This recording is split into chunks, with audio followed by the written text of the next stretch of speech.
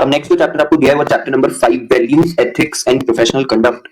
इसके अंदर सबसे पहले आपको इन्होंने बताया इंट्रोडक्शन में बताया कि इंपॉर्टेंस क्या है इंडियन हेरिटेज की। तो ये उतना ज्यादा इंपॉर्टेंट नहीं है, इसको आप सिर्फ पढ़ करके जो है छोड़ सकते हो। ठीक है, इसमें पुराने पुराने जो भी आपके टेक्स्ट थे उनकी बात करिए कि जो इंडिया का रिच कल्चर या एथिकल हेरिटेज है वो किससे इन्फ्लुएंस हुआ है, अलग अलग टेक्स्ट से इन्फ्लुएंस हुआ है, जैसे कि भगवत गीता हो गई, रामायण हो गई। ठीक है, देन नीति शतक, चाणक्य नीति, जो कि गाइडेंस प्रोवाइड करते हैं किन चीजों को लेकर के, values, character, ethics and governance को लेकर के। Then influence of fables and stories जो है वो भी काफी रहा है। ठीक है, सो पंचतंत्र हो गया, हितोपदेश हो गया, ठीक है, एसॉप्स फेबल्स हो गए। ठीक है, ये सब भी फिक्शनल सोर्सेस हैं, बट इससे क्या टीच करने की कोशिश करी गई है या क्या चीज जो है इम्बाइब करने की कोशिश करी गई है कल्चर में, जो एथिक्स होते हैं वो। ठीक है, एथिकल प्रिंसिपल्स जो होते हैं, ठीक है, उनकी इंपॉर्टेंस जो है वो समझाई गई है इनकी मदद से। तो बेसिक सी बात है। देन चैलेंजेस क्या आते हैं बिजनेस एथिक्स में, कि मॉडर्न बिजनेस एनवायरनमेंट जो है, ठीक है, ये टेम्पटेशन से भरा हुआ है, जिसमें ग्रीड जो है वो सबसे लाइक टॉप मोस्ट है। ठीक है, leading to a disregard for ethical practices. जैसे क्या होता है कि कई बार लोग जो है कॉम्प्रोमाइज कर जाते हैं एथिकल प्रैक्टिसेस पे। इससे नेगेटिवली इंपैक्ट होता है character, ethical standards and governance, जो अफेक्ट करते हैं इंडिविजुअल्स को भी और सोसाइटी को भी। तो ये एक चैलेंज है। ठीक है, देन एथिक्स की डेफिनेशन आपको दी हुई है। तो एथिक्स कहाँ से डिराइव हुआ है? एथोस से, जिसका मतलब क्या है? एक्सेप्टेड बिहेवियर या फिर कस्टम। ठीक है, किस तरीके का बिहेवियर सोसाइटी में एक्सेप्ट करा जाएगा। Then it is defined as moral principles जो गवर्न कर रहे हैं बिहेवियर या कंडक्ट को, emphasising the conscience and moral values, principles and standards. Then role of ethics in the organisation. Ethics in organisation का एम क्या है? To protect the interest of stake holders, जैसे customer, suppliers, employees, society and government, and highlighting the importance of ethical practices for sustainable business conduct. ठीक है, तो business लगातार अच्छे तरीके से चलता रहे, ये मेक श्योर करना कैसे? By communicating the importance of ethical practices, जो भी ऑर्गेनाइजेशन में काम करते हैं उनको। ठीक है, इससे क्या होगा? इससे जो इंटरेस्ट है स्टेक होल्डर्स का, अलग अलग स्टेक होल्डर्स का, वो हम प्रोटेक्ट रख पाएंगे। ठीक है, तो ये बेसिक्स है, इसमें कोई ज्यादा खास है नहीं, आप पढ़ के छोड़ सकते हो, कोई ऐसी क्वेश्चन बनने की पॉसिबिलिटी नहीं है इंट्रोडक्शन में से। देन टाइप्स या ब्रांचेस ऑफ एथिक्स की अगर बात करें तो यहाँ से जरूर आपको क्वेश्चन जो है वो बन करके आ सकता है। ठीक है, direct question on types of ethics. इसके अंदर सबसे पहले आया डिस्क्रिप्टिव एथिक्स। डिस्क्रिप्टिव एथिक्स क्या होता है? It deals with what people actually believe to be right और रॉन्ग, जो उनको लगता है, ठीक है, या उनको विश्वास दिला दिया जाता है जिस चीज के ऊपर, ठीक है, कि वो सही है या गलत है, वो इसके अंदर आ जाएगा। And accordingly holds up the human action acceptable या नॉट एक्सेप्टेबल और पनिशेबल अंडर अ कस्टम या फिर लॉ। तो उसी के अकॉर्डिंग डिसाइड होगा, जो भी सही है जो भी गलत है वो लोगों को ऑब्वियसली कम्युनिकेट कर दिया गया है, बता दिया गया है, उनको विश्वास दिला दिया गया है। अब अगर वो कुछ भी काम करेंगे तो उसको इस स्टैंडर्ड पे कि ये चीज सही है या गलत है, क्या करा जाएगा? चेक करा जाएगा, एंड अगर वो गलत होती है तो उसके अकॉर्डिंग पनिशमेंट जो है वो प्रोवाइड करी जाएगी। Then it is also called comparative ethics. ठीक है, बिकॉज आप क्या कर रहे हो, जो भी ह्यूमन का एक्शन है वो आप कंपेयर कर रहे हो जिस चीज को ऑलरेडी लोगों को बता दिया गया है कि क्या चीज सही है और क्या चीज गलत है। ठीक है, तो ये करना सही है, ये चीजें करना गलत है। अब आपका जो एक्शन है वो किधर फॉल होता है, तो कंपेयर करके देख लेंगे, जिधर भी फॉल होता होगा उसके अकॉर्डिंग आपको जो है कॉन्सिक्वेंसेस या इंप्लीकेशन जो है वो फेस करना पड़ेगा। ठीक है, सो कंपेरेटिव एथिक्स भी बोला जाता है बिकॉज ये कंपेयर करता है एथिक्स को ऑफ पास्ट एंड प्रेजेंट या एथिक्स को of one society and another. ठीक है, डिस्क्रिप्टिव एथिक्स जो है उसको अगर एक लाइन में समअप करें तो वो क्या होगा? What do people think is right, लोगों को क्या सही लगता है। ठीक है, ये डिस्क्रिप्टिव एथिक्स है। देन नॉर्मेटिव एथिक्स का मतलब क्या हुआ? डील्स विद नॉर्म्स या set of considerations with respect to एक व्यक्ति को किस तरीके से एक्ट करना चाहिए। ठीक है, वो इसके अंदर आ जाएगा। ठीक है, then it is a study of ethical action and sets out the rightness या wrongness of the actions. It is also called prescriptive ethics, क्योंकि आप प्रिस्क्राइब कर रहे हो। ठीक है, एक तरीके से आप प्रिस्क्रिप्शन दे रहे हो, किस चीज का प्रिस्क्रिप्शन, कि आपको ये चीजें करनी चाहिए क्योंकि ये चीजें सही है और ये चीजें नहीं करनी चाहिए क्योंकि ये चीजें गलत है। तो इसलिए प्रिस्क्रिप्टिव एथिक्स भी बोला जाता है because it rest on the principles which determine कि वो एक्शन जो है वो सही है या नहीं है। नॉर्मेटिव या प्रिस्क्रिप्टिव एथिक्स, इसमें हम एक लाइन में अगर समझ करें तो क्या होगा? हाउ शुड पीपल एक्ट, इस तरीके से एक्ट उनको करना चाहिए। ठीक है, यहाँ पर क्या था? लोगों को क्या सही लगता है, यहाँ पर क्या है कि लोगों को किस तरीके से एक्ट करना चाहिए। ठीक है, देन मेटा एथिक्स और एनालिटिकल एथिक्स। ठीक है, ये क्या है? ये डील करता है कि ये एथिक्स का जो कॉन्सेप्ट है ये आया ही कहां से है, डील्स विद द ओरिजिन। ठीक है, तो basically questions the origin of the ethical concepts. It does not consider कि एक्शन सही है या गलत है या गुड है या बैड है। ठीक है, इसका इससे कोई लेना देना नहीं है, रादर ये क्वेश्चन उठा रहा है क्या चीज, की गुडनेस और राइटनेस या मॉर्टेलिटी होता क्या है आखिर। ठीक है, ये सब चीजें होती है ऐसा क्यों कि ये पर्टिकुलर चीज सही है और ये पर्टिकुलर चीज गलत है। ठीक है, तो उसको लेकर के क्वेश्चन उठा रहे हैं। And it is basically a highly abstract way of thinking about ethics. ठीक है, सो ये आपको ध्यान में रखना है इसके अंदर। देन उसके बाद मेटा एथिक्स का मतलब क्या हो गया? What does right even mean, right का मतलब ही क्या है आखिर। ठीक है, देन अप्लाइड एथिक्स जो है ये फिलोसॉफिकल एग्जामिनेशन है from a moral stand point particular issues का in private and public life, जो कि मॉरल जजमेंट के ऊपर ऑब्वियसली बेस्ड होगा। Then this branch of ethics is most important for professionals in different walks of life, जैसे doctors, teachers, administrators, rulers and so on. ठीक है, 6 की domains हैं इस अप्लाइड एथिक्स के। वो क्या क्या है? डिसीजन एथिक्स, जिसमें आपको एथिकल डिसीजन मेकिंग प्रोसेस जो है वो कवर होती है। प्रोफेशनल एथिक्स, जो कि प्रोफेशनलिज्म के लिए है। क्लिनिकल एथिक्स यानी गुड क्लिनिकल प्रैक्टिसेस, ठीक है, जिसमें डॉक्टर्स वगैरह बेसिकली आ जाएंगे। Business ethics, good business practices. Organizational ethics, ethics within and among the organisation.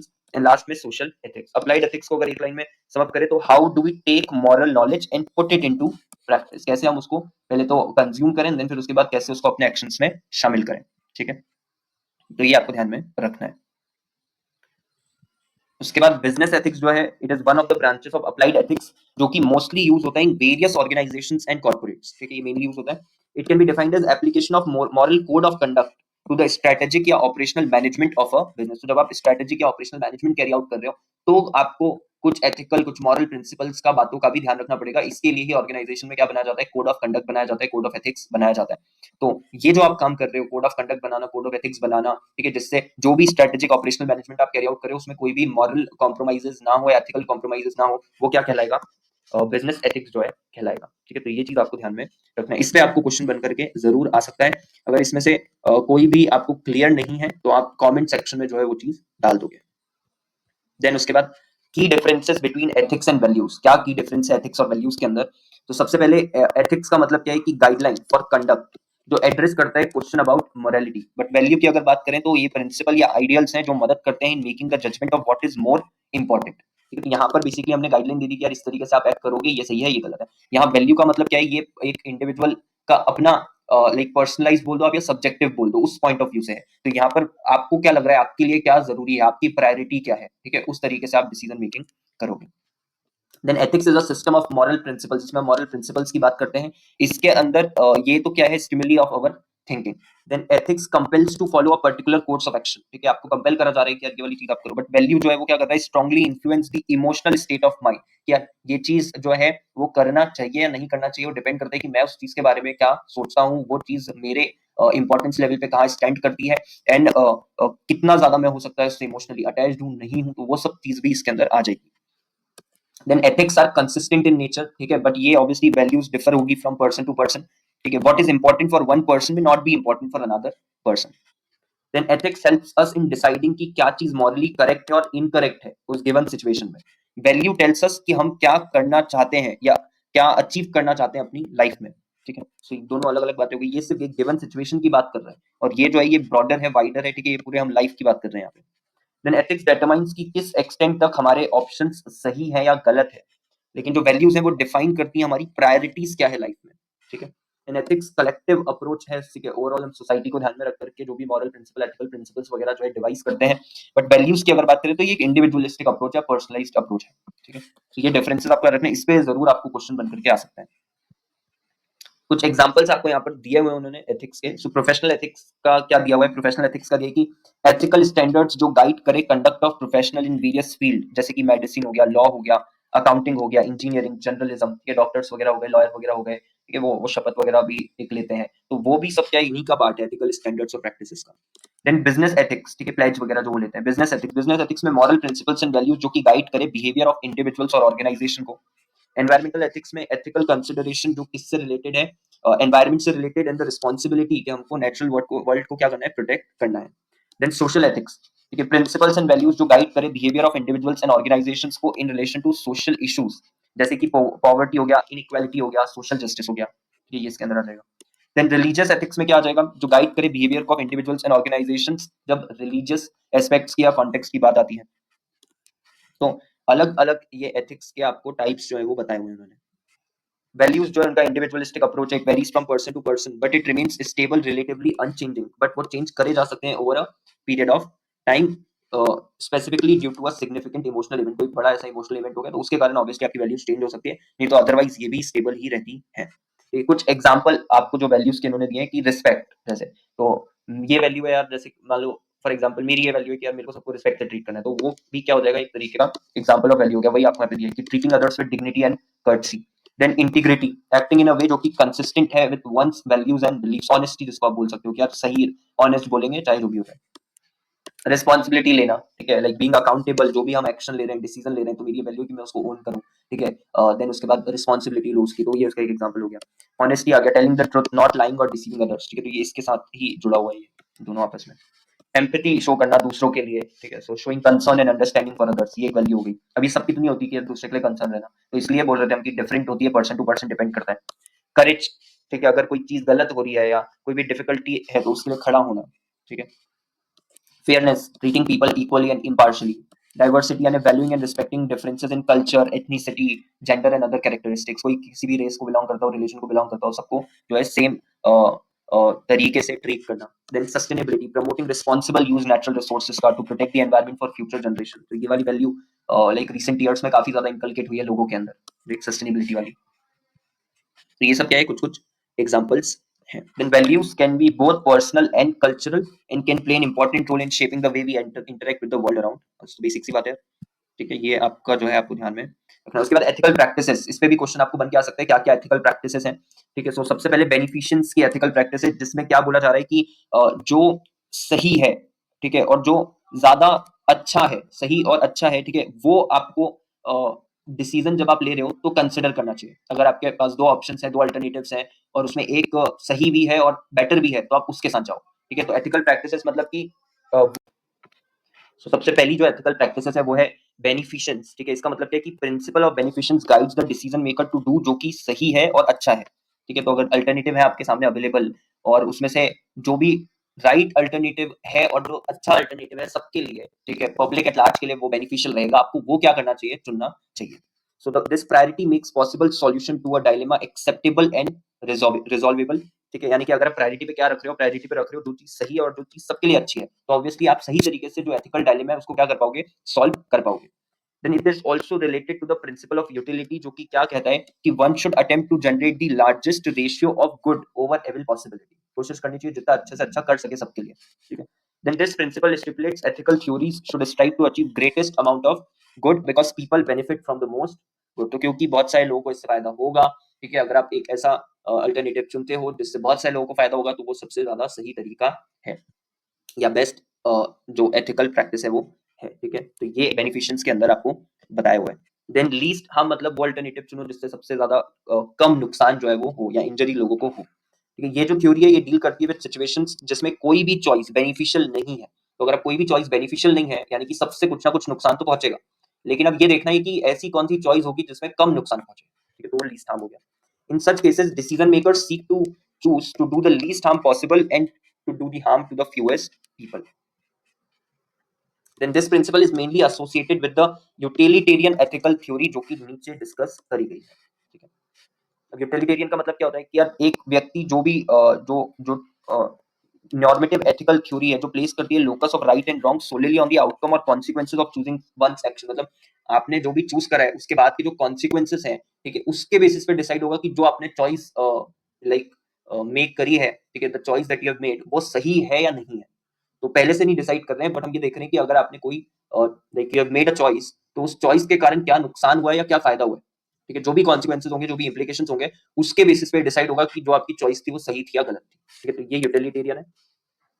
Then it moves beyond the scope of one's own interest and takes into account the interest of others. तो basically दूसरों को क्या नुकसान हुआ आपके choice से या दूसरों को क्या फायदा हुआ आपके चॉइस से, हम वो देखेंगे and then we will decide कि आपने जो करा वो सही करा या गलत करा, ठीक है। तो ये यूटिलिटेरियन के अंदर आपको ध्यान में रखना है। एंड देन ऑटोनॉमी का मतलब क्या है, ऑटोनॉमी में ये कि सामने वाला जो भी डिसीजन लेगा, वो एक कंसर्न व्यक्ति जो सिचुएशन में फंसा हुआ है, वो जो भी डिसीजन लेगा उसकी रिस्पेक्ट करी जाएगी। दिस प्रिंसिपल स्टेट्स कि decision making should focus on allowing people to be autonomous, ठीक है, that is to be able to make decisions जो अप्लाई हो उनके खुद के वर्क प्लेस और लाइफ पे। In other words people should have control over their own self as much as possible because they are the only people जो कि completely understand करते हैं, ठीक है, their chosen type of work या फिर लाइफ स्टाइल। तो बेसिकली विल रिस्पेक्ट बिकॉज एक पर्टिकुलर जो व्यक्ति है उसने जो डिसीजन लिया है उसी को उसके कॉन्टेक्स्ट के बारे में, ठीक है, वो किस सिचुएशन में था जब वो डिसीजन ले रहा था वो पता होता है, तो बाकी लोगों को उसको जज नहीं करना चाहिए। तो ऑटोनॉमी के अंदर क्या आ गया कि आप उसको जो भी वो डिसीजन लेता है, ठीक है, you will respect that. Then each individual deserves respect because only he she had those exact life experiences. In essence, this ethical principle is an extension of the ethical principle of beneficence because a person who is independent usually prefers to have control over his own experiences in order to secure the lifestyle जो कि वो enjoy करे, ठीक है। तो एक तरीके से वो व्यक्ति अपने लिए जो भी सही है और जो अच्छा है वो चुनने की कोशिश करता है, इसीलिए हम बोल रहे हैं कि ये एथिकल प्रिंसिपल ऑफ बेनिफिशियंस का क्या है, एक्सटेंशन है, ठीक है। तो ये आप इसके अंदर ध्यान रखोगे। देन उसके बाद जस्टिस, जस्टिस के अंदर लिखा है कि justice ethical principal states that decision makers should focus on actions जो कि फेयर है टू ऑल दोज इन्वॉल्व, जितने भी लोग इन्वॉल्व है उनकी तरफ क्या होना चाहिए, वो डिसीजन फेयर होना चाहिए। This means that ethical decisions should be consistent with the ethical theory unless mitigating circumstances that can be justified and exist in the case। तो मतलब ज्यादा से ज्यादा फोकस इसी चीज पे होना चाहिए कि आप जो भी डिसीजन ले रहे हो वो सबकी तरफ फेयर हो। ऑब्वियसली एक्सेप्शनल सर्कमस्टांसेस में चीजें ऊपर नीचे हो सकती है, बट आपको यही कोशिश करनी है कि जो भी आप डिसीजन ले रहे हो वो फेयर होना चाहिए। इसका ये भी मतलब है कि cases with extenuating circumstances must contain a significant and vital difference from other similar cases जो जस्टिफाई करे इनकंसिस्टेंट डिसीजन को, ठीक है। यानी कि जहां पर भी आपको डेविएट होना पड़ रहा है इस एथिकल थ्योरी से फेयरनेस की, ठीक है, वहां पर जो सर्कमस्टांसेस वगैरह है वो थोड़े से एक्सट्रीम होने चाहिए। ऐसा नहीं होना चाहिए कि आप नॉर्मल सर्कमस्टांसेस में भी डेविएशन जो है वो कर रहे हो या डेविएट कर रहे हो फ्रॉम द जस्टिस का एथिकल थ्योरी, ठीक है। देन उसके बाद the principles of integrity in business are guided by a set of core ethics जो इन्फ्लुएंस करते हैं डिसीजन को और बिहेवियर को, जिसमें क्या क्या आ जाता है कोर एथिक्स के अंदर। अगर हम एलिमेंट्स की बात करें तो accountability, then commitment to excellence, concern for others, fairness, honesty, integrity, abiding law, leadership, loyalty, moral, keeping promises, reputation, respect for others and trustworthiness, ये सारी चीजें इसके अंदर आ जाएगी। उसके बाद प्रोफेशनल एथिक्स की बात करते हैं तो प्रोफेशनल एथिक्स के अंदर फैक्टर्स जो कि इन्फ्लुएंस कर रहे हैं एथिक्स को, ethics stem from moral attitudes जो कि डेवलप करे गए हैं थ्रू कॉन्शियसनेस या awareness raising among the people, ठीक है, कल्चरल एजुकेशन इंपार्ट करना and the application of standards through learning and training. तो ये तो बता दिया आपको कि किस तरीके से एथिक्स को जो है लेयर करा गया है सोसाइटी के अंदर, ठीक है। तो ऑब्वियसली कम्युनिकेशन करना, अवेयरनेस लेकर के आना, ठीक है, कल्चरल एथिक्स क्या है उनके बारे में बताना, ट्रेनिंग प्रोवाइड करना कि यार ये चीज आपको करनी चाहिए, ये चीज नहीं करनी चाहिए, ठीक है, वो जो नॉलेज है वो इंपार्ट करना। तो क्या क्या फैक्टर्स, अगर इसमें तो फैक्टर्स निकाले हम तो फैक्टर क्या हो गए, अवेयरनेस जो आप लेकर के आ रहे हो, देन एजुकेशन जो इंपार्ट करी जा रही है, जो ट्रेनिंग इंपार्ट करी जा रही है, वो सब क्या हो गए, फैक्टर्स हो गए। देन डेफिनेशन ऑफ एथिक्स क्या होती है, तो ये एथिक्स की डेफिनेशन हम एक बार पहले भी देख चुके हैं, ठीक है। इसके अंदर मॉरल एटीट्यूड्स, बाइंडिंग वैल्यूज और इरवोकेबल स्टैंडर्ड्स जो है, ठीक है, ऐसे स्टैंडर्ड्स जिनको कि कैंसिल नहीं करा जा सकता, ठीक है, जो कि वाइडली एक्सेप्टेड है बाय द सोसाइटी, वो सब इसके अंदर आ जाएगा। अब एथिक्स इन प्रोफेशन की बात आती है तो इसमें क्या बोले कि नोटेबल ट्रेट प्रोफेशन का क्या होता है, it is the ability to integrate ethical standards with the technical expertise, कि आप जो टेक्निकल एक्सपर्टीज है आपके उस सब्जेक्ट मैटर को लेकर के एक्सपर्टीज है वो तो है ही, बट उस चीज को जब आप कैरी आउट करोगे तो वो जो एथिकल प्रिंसिपल्स हैं उनका भी आप ध्यान रखोगे, आप कोई भी गलत काम जो है करने की कोशिश नहीं करोगे, क्योंकि एज अ प्रोफेशनल, ठीक है, आपके साथ में कई सारे लोगों का बेनिफिट जो है वो जुड़ा हुआ है, राइट। तो अगर आप कुछ भी गलत काम करोगे तो काफी सारे लोगों को क्या होगा, नुकसान होगा। देन रिस्पॉन्सिबिलिटी ऑफ प्रोफेशनल्स क्या है, प्रोफेशनल्स जो है as a custodians of specialised knowledge, they are expected to uphold high ethical and moral values honouring the noble traditions, ठीक है। ये इसलिए भी जरूरी है क्योंकि you know when you are a professional तो people look up to you, तो अगर लोग आपको देख रहे हैं तो जो आप फॉलो करोगे वो लोग भी फॉलो करेंगे। तो अगर आप सही चीज कर रहे हो, आप एथिकल प्रिंसिपल्स अपहोल्ड कर रहे हो अपने काम में, तो बाकी लोग भी वो चीज करेंगे। Then self improvement for professionals, हर एक प्रोफेशनल जो है उसको इंट्रोस्पेक्शन करना चाहिए एंड डायनामिक एफर्ट्स लेने चाहिए to promote a value revolution, striving to become a better professional, मतलब कोशिश करनी चाहिए कि आप खुद को और अगर बेटर कर सकते हो तो आप कंटिन्यूअस बेसिस पे करते रहो। Then collective wisdom and standards, इसमें क्या बोले कि there's a collective endeavour to instil the highest standards of professional ethics, moral values and adherence to the professional code of conduct. कोशिश यही रहती है हमेशा कि जो प्रोफेशनल कोड ऑफ कंडक्ट है उसके अंदर जो भी इंपॉर्टेंट एथिकल प्रिंसिपल्स हैं वो होने चाहिए। Then principles of professional conduct, professional conduct is guided by principles जैसे कि integrity, professional independence, competence, objectivity, ethical behaviour, conformance to technical standards and confidentiality of acquired information. ये तो काफी जगह हमने देखा था कॉन्फिडेंशियलिटी वाली चीज भी ना, पहले भी एक बार देख चुके हैं कि कोई भी जैसे अभी इसके पहले वाला ही जो चैप्टर था फोर्थ वाला, उसके अंदर देख चुके हैं कि कॉन्फिडेंशियल इन्फॉर्मेशन वगैरह कुछ भी मिलेगी तो डिस्क्लोज नहीं करना है आपको, तो वो भी क्या है आपका जो एथिकल प्रिंसिपल है उसी का पार्ट है। Then professional behavior, professionals are expected to conduct themselves in a manner जो कि uphold करे grace, dignity and professional reputation को। तो ये काफी आप देखोगे कंटेंट जो उन्होंने लिखा है काफी बेसिक सा कंटेंट है, ठीक है। थोड़ा बहुत आप ये अगर हेड्स भी याद रख लो, जो 8 पॉइंट्स के जो हेडिंग्स हैं वो भी अगर आप याद रख लो तो आप लिख पाओगे। अगर आपको बोलते हैं कि प्रोफेशनल एथिक्स के ऊपर नोट लिखो, हालांकि मेरे को उतना एक्सपेक्टेड नहीं है यहाँ से क्वेश्चन, ठीक है। बट अगर कभी उन्होंने दे दिया 3 मार्क्स के अंदर कि आपको प्रोफेशनल एथिक्स के ऊपर नोट लिखना है, तो आप ये हेड्स याद रख लोगे तो आपका काम हो जाएगा। बात बहुत ही सिंपल सी करी है, लास्ट वाले पॉइंट में भी उन्होंने यही बोला है कि प्रोफेशनल से हम क्या एक्सपेक्ट करते हैं कि वो डिग्निटी के साथ काम करेंगे, एथिकल प्रिंसिपल्स जो होते हैं, ठीक है, उसको ध्यान में रखते हुए काम करेंगे, जिससे कि जो reputation of the institute and the entire profession उसको क्या करा जा सके, अपहोल्ड करके रखा जा सके, ठीक है। तो इट्स समथिंग, जो ये पॉइंट्स है काफी ज्यादा बेसिक बेसिक पॉइंट्स है। सबसे पहले फैक्टर्स बता दिए जो एथिक्स को इन्फ्लुएंस करते हैं, देन एथिक्स की डेफिनेशन बता दी आपको, देन प्रोफेशंस की अगर हम बात करें तो क्या एथिक्स का इन्वॉल्वमेंट है, ठीक है, इन प्रोफेशन। देन उसके बाद रिस्पॉन्सिबिलिटी क्या है प्रोफेशनल्स की, सेल्फ इंप्रूवमेंट करते रहना प्रोफेशनल्स को, collective wisdom and standards, principles of professional conduct and professional behaviour. एक ये केस आपको यहाँ पर दिया हुआ है, ठीक है, महेश चंद अग्रवाल का। इसके अंदर क्या होता है, इन दिस मैटर जो मिस्टर एम है, ठीक है, who was registered as member of registered valuer organization, वो कंसील करते हैं material information in his application form for registration regarding pendency of 3 FIRs जो फाइल करी गई है by the CBI on the basis of complaint made by PNB for his role as valuer. तो मतलब कि जब वो रजिस्टर होने के लिए एप्लीकेशन फॉर्म भर रहे हैं, तो उसके अंदर उन्होंने वो जो 3 FIR उनके अगेंस्ट फाइल करी गई है, किसने फाइल करी है, PNB ने, यानी PNB जो बैंक है उसने, ठीक है, उसके बारे में कोई डिस्क्लोजर नहीं दिया, वो जानकारी उन्होंने कंसील कर ली, ठीक है। So it is the duty of a prospective valuer to be responsible, accountable and to maintain integrity.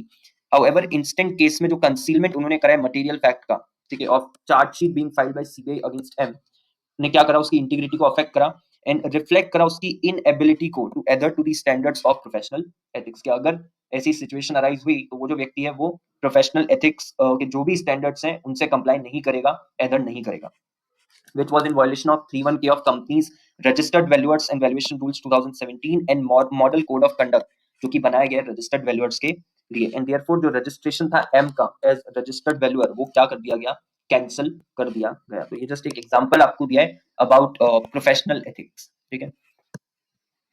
Then उसके बाद कंपनीज इन इंडिया जो है, ठीक है, उन्होंने अपनी कॉर्पोरेट सोशल रिस्पॉन्सिबिलिटी को सीरियसली लेना चालू कर दिया है, ठीक है, and even beyond taking it as a formality, ठीक है, आइदर वॉलंटरीली या in compliance with the mandate of the statute.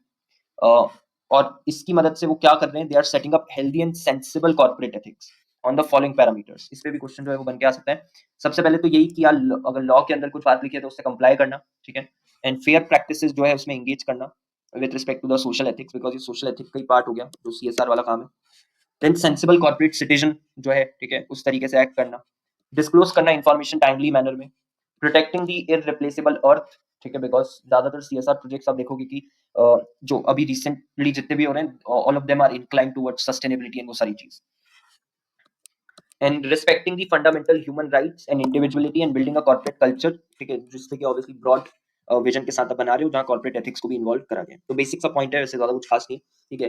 क्या क्या पैरामीटर्स जो है कंपनीज ये काम करके CSR का काम सही तरीके से करके सेट कर रही है। पहला तो ये कि यार लॉ के अंदर जो भी लिखा है उससे कंप्लाई करना चाहिए। दूसरा ये कि फेयर प्रैक्टिसेस जो है वो आपको फॉलो करना चाहिए, ठीक है। देन सेंसिबल कॉर्पोरेट सिटीजन जो है वो बनना चाहिए, disclosing the information in a timely manner, protect करना इररिप्लेसेबल अर्थ को और फंडामेंटल ह्यूमन राइट्स को रिस्पेक्ट करना चाहिए। देन प्रोफेशनल एथिक्स के आपको यहाँ पर इलस्ट्रेशन जो है वो दिया हुआ है, इसमें लिखा है कि बिजनेस ओनर जो अपहोल्ड करता है प्रोफेशनल एथिक्स वो इंश्योर करेगा कि वो अपने एम्प्लॉइज को, कस्टमर्स को और सप्लायर्स को रिस्पेक्ट और फेयरनेस के साथ ट्रीट करे, कंप्लाई करे सभी एप्लीकेबल लॉज एंड रेगुलेशन से, एंड इंटीग्रिटी के साथ एक्ट करे अपनी सभी डीलिंग्स में। फाइनेंशियल एडवाइजर जो कि एडहर करता है टू प्रोफेशनल एथिक्स वो प्रायोरिटाइज करेगा बेस्ट इंटरेस्ट अपने क्लाइंट का, प्रोवाइड करेगा accurate and honest information, avoid करेगा कंफ्लिक्ट ऑफ इंटरेस्ट या अनएथिकल प्रैक्टिसेस जो कि हार्म कर सकती हैं क्लाइंट के फाइनेंशियल वेलबींग को, ठीक है। तो ये एग्जांपल हो गए। देन उसके बाद model ethical principles for company secretaries golden rules of ethics for professional. तो ये इनको हम golden rules of ethics for professional भी बोलते हैं। तो जब क्वेश्चन आएगा एग्जाम में तो आपको ध्यान रखना है कि आखिर वो आपसे या तो ये लिख करके वो पूछ लेंगे कि गोल्डन रूल्स क्या होते हैं एथिक्स के फॉर प्रोफेशनल, या वो लिख देंगे कि मॉडल एथिकल प्रिंसिपल्स क्या होते हैं फॉर CS, ठीक है। तो आपको दोनों में सेम ही चीज लिख करके आनी है। सबसे पहले स्ट्राइव फॉर एक्सीलेंस, जितना अच्छा काम कर सकते हैं, जितने बेटर बन सकते हैं उतना बेटर बनने की कोशिश जो है वो करनी चाहिए। सो फर्स्ट स्टेप क्या है कि ग्रेटनेस अचीव करने की कोशिश करो। देन ये क्वालिटी होती है जो मार्क करती है कि एक जो काम आप करोगे आप हमेशा ही कोशिश करोगे कि वो काम स्टैंड आउट करे, ठीक है, अलग से जो है निकल करके आए। Then excellence is a quality of service जो कि रिमार्केबली गुड है, ठीक है, यानी बहुत अच्छा है ये, तो वो बेनिफिशियंट से भी आप रिलेट कर सकते हो। And so it surpasses the ordinary standards. तो ऑब्वियसली बेनिफिशियंट वाली एथिकल प्रैक्टिस से डेफिनेटली हम इसको क्या कर सकते हैं, एसोसिएट कर सकते हैं कि वहां पर लिखा है जितना आप अच्छा कर सकते हो आप करोगे, राइट। तो हाईएस्ट अमाउंट ऑफ गुड, तो ये क्या है, एक्सीलेंस के लिए अगर आप स्ट्राइव करोगे तो you will end up doing highest amount of good. And it should be made a habit to make a good impression on clients and colleagues. Then be trustworthy, ठीक है, ट्रस्टवर्दी होना जरूरी है, ठीक है। सो ट्रस्टवर्दीनेस होना चाहिए, आपको एग्जिबिट करना है कि आप ट्रस्टवर्दी हो। इसका मतलब क्या हुआ, इसका मतलब हुआ कि जो भी काम आपको असाइन करा जाएगा आप उसको सही तरीके से फुलफिल करो, ठीक है। क्लाइंट की एक्सपेक्टेशंस जो है, ठीक है, उसको आपको फुलफिल करना है, क्लाइंट को लेट डाउन मत करो। It is being dependable and reliable, ठीक है, आप डिपेंडेबल हो, आप पे डिपेंड कर सकते हैं लोग, आप रिलायबल हो, जो काम आपको दिया जाता है, जो आप बोलते हो वो आप कर देते हो, ठीक है, जो चीज आप हाथ में लेते हो वो आप कंप्लीट कर देते हो। And then in order to earn this trust, in order to earn this trustworthiness and integrity must be sustainably proven over a time span। मतलब इसका मतलब क्या हुआ कि बेसिकली ट्रस्ट जो है आपका, ठीक है, ट्रस्ट अर्न करने के लिए आपको क्या करना पड़ेगा, जो आपकी वर्थ है वो और जो आपका इंटीग्रिटी है वो आपको प्रूव करना पड़ेगा। तो obviously it will take time, ठीक है, बट कॉन्टिन्यूसली अगर आप करोगे तो you will end up being earning that trust, ठीक है। देन उसके बाद बी अकाउंटेबल, ठीक है, अकाउंटेबल रहना अपने एक्शंस को लेकर के यार, ठीक है। सो बेसिक सी बात। देन उसके बाद इससे क्या होता है, इससे आपकी क्रेडिबिलिटी जो है और जो रिस्पॉन्सिबल आपका एक एस्पेक्ट है वो निकल करके आता है कि आप क्रेडिबल हो एंड आप रिस्पॉन्सिबल हो अपने एक्शंस के लिए, चाहे वो गुड हो या फिर बैड हो, but you are owning the actions, ठीक है। देन कर्टियस और रिस्पेक्टफुल रहना, ठीक है। तो कर्टियस यानी फ्रेंडली, पोलाइट और वेल मैनर्ड रहना। सोशल इंटरेक्शंस वगैरह में काफी ज्यादा आपको जो है इससे हेल्प होती है, ठीक है, आप अवॉइड कर पाते हो कॉन्फ्लिक्ट्स और रिस्पेक्ट जो है दूसरे लोगों की वो अर्न कर पाते हो। रिस्पेक्ट का मतलब क्या, positive feeling of self esteem हो गया ये, ठीक है ना। देन उसके बाद again it is also built over A span of time. एक कोई भी आपने गलत चीज कर दी तो उससे ये सब कुछ क्या हो सकता है, खत्म हो सकता है, जो रिस्पेक्ट आपने बनाई है, ठीक है।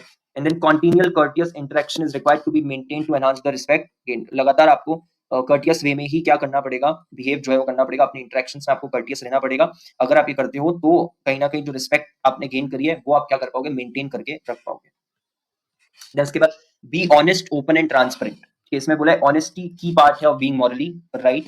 पॉजिटिव क्वालिटीज जैसे कि सच सच जो है बताना, स्ट्रेट फॉरवर्ड रहना, अच्छे तरीके से बिहेव करना, लॉयल रहना, फेयर रहना, सिंसियर रहना एंड कम्युनिकेट करना ओपनली, ये सब इसके अंदर आ जाएगा। Generally operating in a manner for others to notice the perfection with which actions are performed. इसके अंदर क्या हो गया कि आप बेसिकली दूसरों को जो है नोट कर रहे हो, ठीक है, यू आर ऑब्जर्विंग अदर्स, जिससे कि आप समझ सको कि किस तरीके के एक्शंस जो है वो आपको परफॉर्म करने हैं when it comes to honesty, openness and transparency. और ऑब्वियसली आप चाहोगे कि इस तरीके के आप काम करो जिससे कि दूसरे लोग आपको भी नोटिस करें, ठीक है। तो ये चीज आ जाएगी इसके अंदर। देन उसके बाद a virtue highly appreciated and valued by the clients, employers and colleagues. तो बेसिकली ये एक ऐसी चीज है, ठीक है, जो कि सभी लोग क्या करते हैं यार, अप्रिशिएट करते हैं। तो बेसिक बेसिक से पॉइंट्स हैं, ठीक है, और इससे क्या बिल्ड होगा, ट्रस्ट और रेपुटेशन जो है वो बिल्ड होगी। Then be competent and improve continually. इसके अंदर क्या है, competence is the core ability of a professional to do a job properly.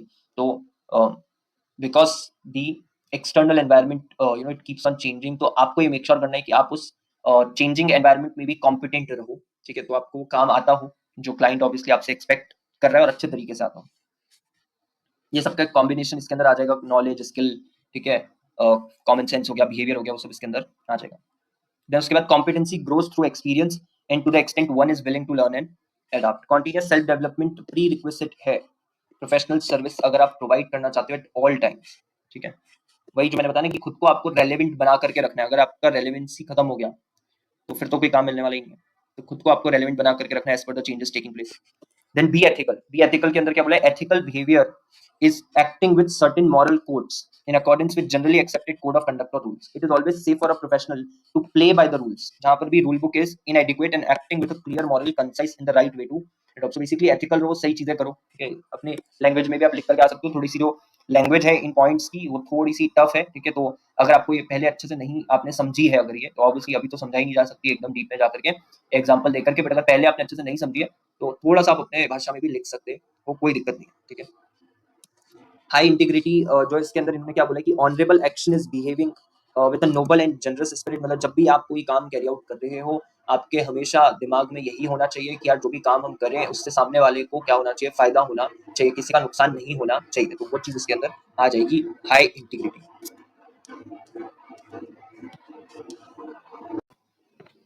Next जो आपको दिया है वो है हाई इंटीग्रिटी। इसके अंदर ये लिखा है कि जब भी आप कोई काम कर रहे हो आपको नोबल एंड जेनरस स्पिरिट से करना है, ठीक है, जेनरोसिटी के साथ करना है। एंड जो भी आप करो, ठीक है, वो आप कोशिश करो कि सही कर रहे हो एंड आप ट्रू हो अपनी खुद की वैल्यूज और बिलीव्स की तरफ, ठीक है। सो इट मीन्स कि आपका कैरेक्टर जो है वो कंसिस्टेंट होना चाहिए। देन रिस्पेक्टफुल ऑफ कॉन्फिडेंशियलिटी, ये तो एक इंपॉर्टेंट पॉइंट है प्रोफेशनलिज्म की अगर हम बात करते हैं तो कॉन्फिडेंशियलिटी का मतलब क्या हुआ कि आप जो भी जानकारी आपको मिली है, ठीक है, उसको बिना परमिशन के शेयर नहीं करोगे। एंड काफी सारी आपको कॉन्फिडेंशियल इन्फॉर्मेशन जो है वो मिलेगी, चाहे वो वर्क प्लेस पर मिले या आपके कॉलीग से मिले। एंड ये आपको ध्यान रखना है कि आप कॉन्फिडेंशियलिटी का ये जो प्रिंसिपल है इसको क्या करो, ऑनर करो।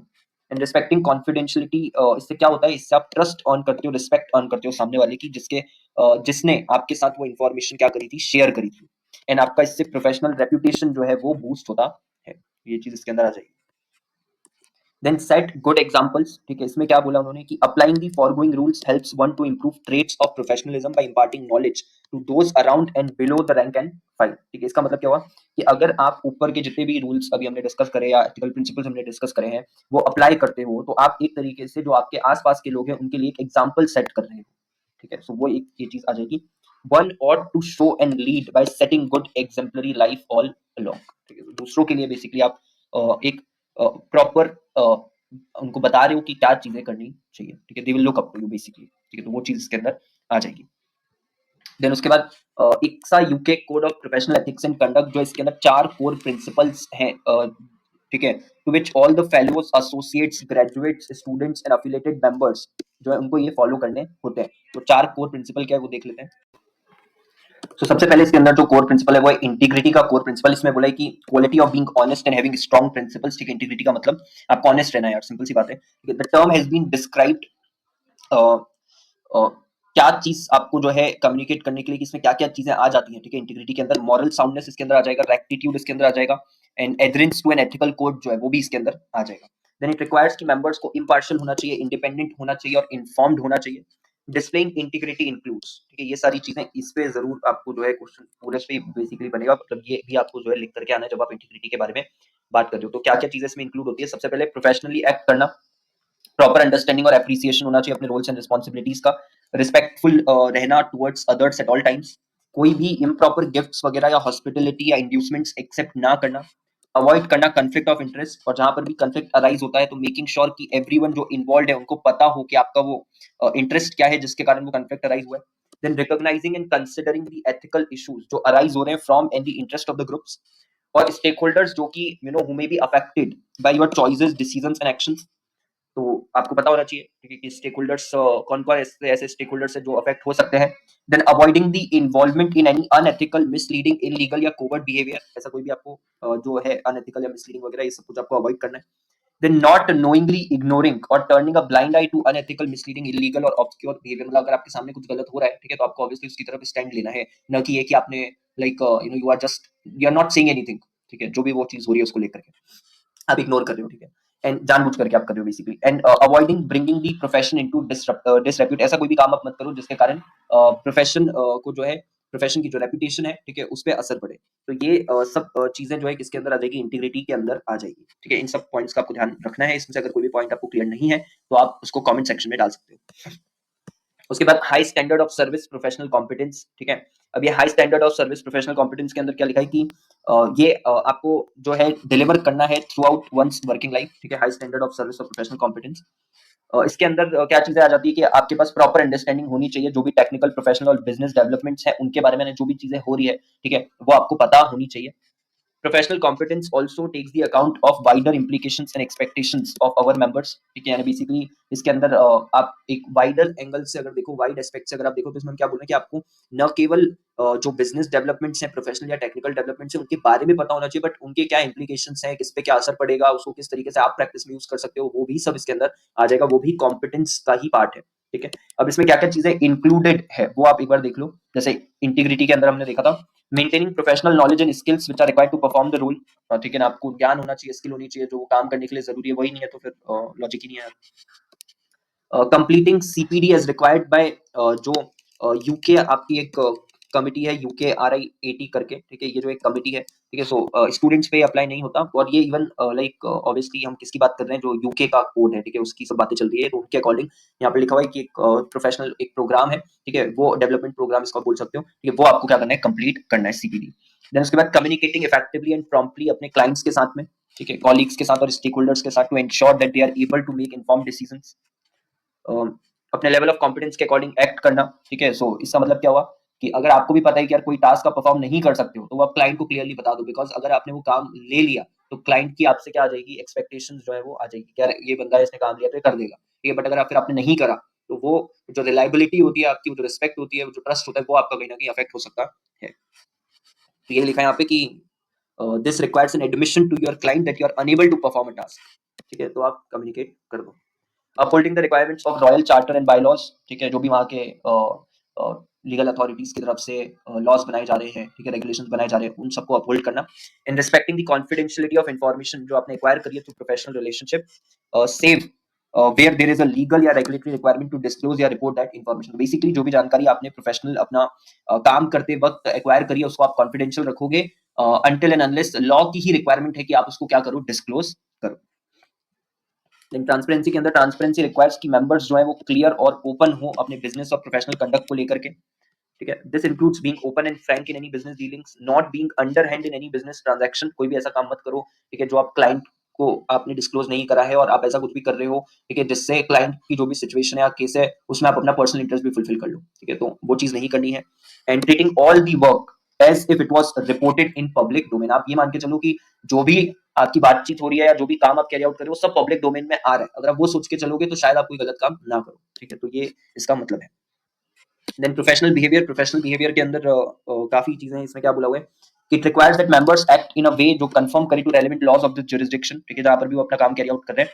It requires them also to pay regard to all the regulations, ठीक है, जिनका की बियरिंग हो सकता है उनके एक्शंस पे, एंड अदर करना to all the bylaws, specifically bylaw जो कि स्टेट करे फॉलोइंग एक्शंस या इनएक्शंस में रिजल्ट इन डिसिप्लिनरी प्रोसीडिंग। तो जितने भी ऐसे बायलॉज है जिसमें लिखा है कि ये सब जो चीजें हैं, ठीक है, इसके कारण आपके अगेंस्ट डिसिप्लिनरी प्रोसीडिंग इनिशिएट करी जा सकती है, उससे तो आपको कंप्लाई करना ही करना है। जैसे कि बिकमिंग बैंकरप्ट या इंसॉल्वेंट, या being convicted of an offence जिसके कारण डिसक्रेडिट कॉज हो सकता है टू द इंस्टीट्यूट या profession, failing to uphold the code of professional conduct and ethics, behaving by doing something or not doing something in a way which is considered by the disciplinary tribunal to bring the institute या profession into disrepute, ठीक है, मतलब कुछ भी आप ऐसा कर रहे हो जो disrepute cause कर सकता है। disobeying any decision of the council या divisional committees, ठीक है, उनके decision को ना मानना भी इसके अंदर आ जाएगा। breaking of any of the institute's bylaws, charter या regulation, फेलिंग टू कंप्लाई और कॉपरेट विद डिसिप्लिनरी इन्वेस्टिगेशन हो रही है और आप कॉपरेट नहीं कर रहे, या failing to comply with decision और any conditions made by a disciplinary या अपीलेट ट्रिब्यूनल, ठीक है, तो अपीलेट हो गई, तो अपीलेट ट्रिब्यूनल, सो उसने जो भी डिसीजन वगैरह दिया है या कंडीशंस वगैरह आपके सामने रखी है उससे आप कंप्लाई नहीं कर रहे। देन उसके बाद सिंगापुर एसोसिएशन जो है of the institute of chartered secretaries and administrators, it requires the members to observe the highest standards of professional conduct and ethical behavior in all their activities, as the conduct of an individual member can reflect upon the wider profession of corporate management and the institute's membership as a whole। Code जो है वो set out कर रहा है what are deemed to be appropriate standards of professional conduct, ठीक है, इसमें क्या क्या चीज आ रही है, ये अमीन है, ये आप लास्ट वाली लाइन याद रखो, ऊपर तो चलो ठीक है उन्होंने जो बताया वो बता दिया। कोड ने सेट आउट करा है कि क्या एप्रोप्रिएट स्टैंडर्ड्स माने जाएंगे प्रोफेशनल कंडक्ट के, ठीक है, तो बेसिकली करना क्या है मेंबर्स को, members are required to uphold the institute का charter and comply with the bylaws. Member को हर टाइम पर कॉग्निजेंट रहना है उनकी रिस्पॉन्सिबिलिटीज को लेकर के, ठीक है, as professional people towards the wider community. Member को एट ऑल टाइम सेफगार्ड करना है interest of their employers, colleagues and clients, ठीक है। Members shall not knowingly be a party to any illegal या unethical activity, कोई भी illegal unethical activity मत करो। Members shall not enter into any agreement या undertake any activity जो कि conflict में है with the legitimate interest उनके employer के client के, या जो prejudice करेगा performance of their professional duties। तो ऐसा कोई भी काम मत लो जिसके कारण आपके employer का या आपके client का नुकसान हो सकता है। Member shall not use any confidential information जो कि उसने ऑब्टेन करी है जब वो अपनी ड्यूटीज डिस्चार्ज कर रहा था, ठीक है, for personal gain, nor in a manner जो कि डेट्रीमेंटल होगा उसके एम्प्लॉयर के लिए, क्लाइंट के लिए या फिर किसी भी दूसरी पार्टी के लिए। मेंबर को इंश्योर करना है, ठीक है, कि नॉलेज, स्किल और टेक्निकल कॉम्पिटेंसीज वगैरह जो है वो बना करके वो रखे in relation to professional activities. And lastly member को रिफ्रेन करना है फ्रॉम कंडक्ट या एक्शन जो कि रेप्यूटेशन खराब कर सकता है किसकी, इंस्टीट्यूट की, ठीक है। देन ये अलग अलग डिसिप्लिनरी केस स्टडीज हैं वैल्यूज, एथिक्स और प्रोफेशनल कंडक्ट को लेकर के। तो जैसे 2021 में सेबी जो है उसने कंपनी सेक्रेटरी को बात कर दिया था फ्रॉम प्रैक्टिसिंग फॉर 3 years क्योंकि उन्होंने सबमिट करे थे false documents and failing to conduct due diligence in relation to the issuance of securities by a company. तो एक तो फॉल्स डॉक्यूमेंट सबमिट करे, दूसरा ड्यू डिलिजेंस कंडक्ट करने में फेल हो गए।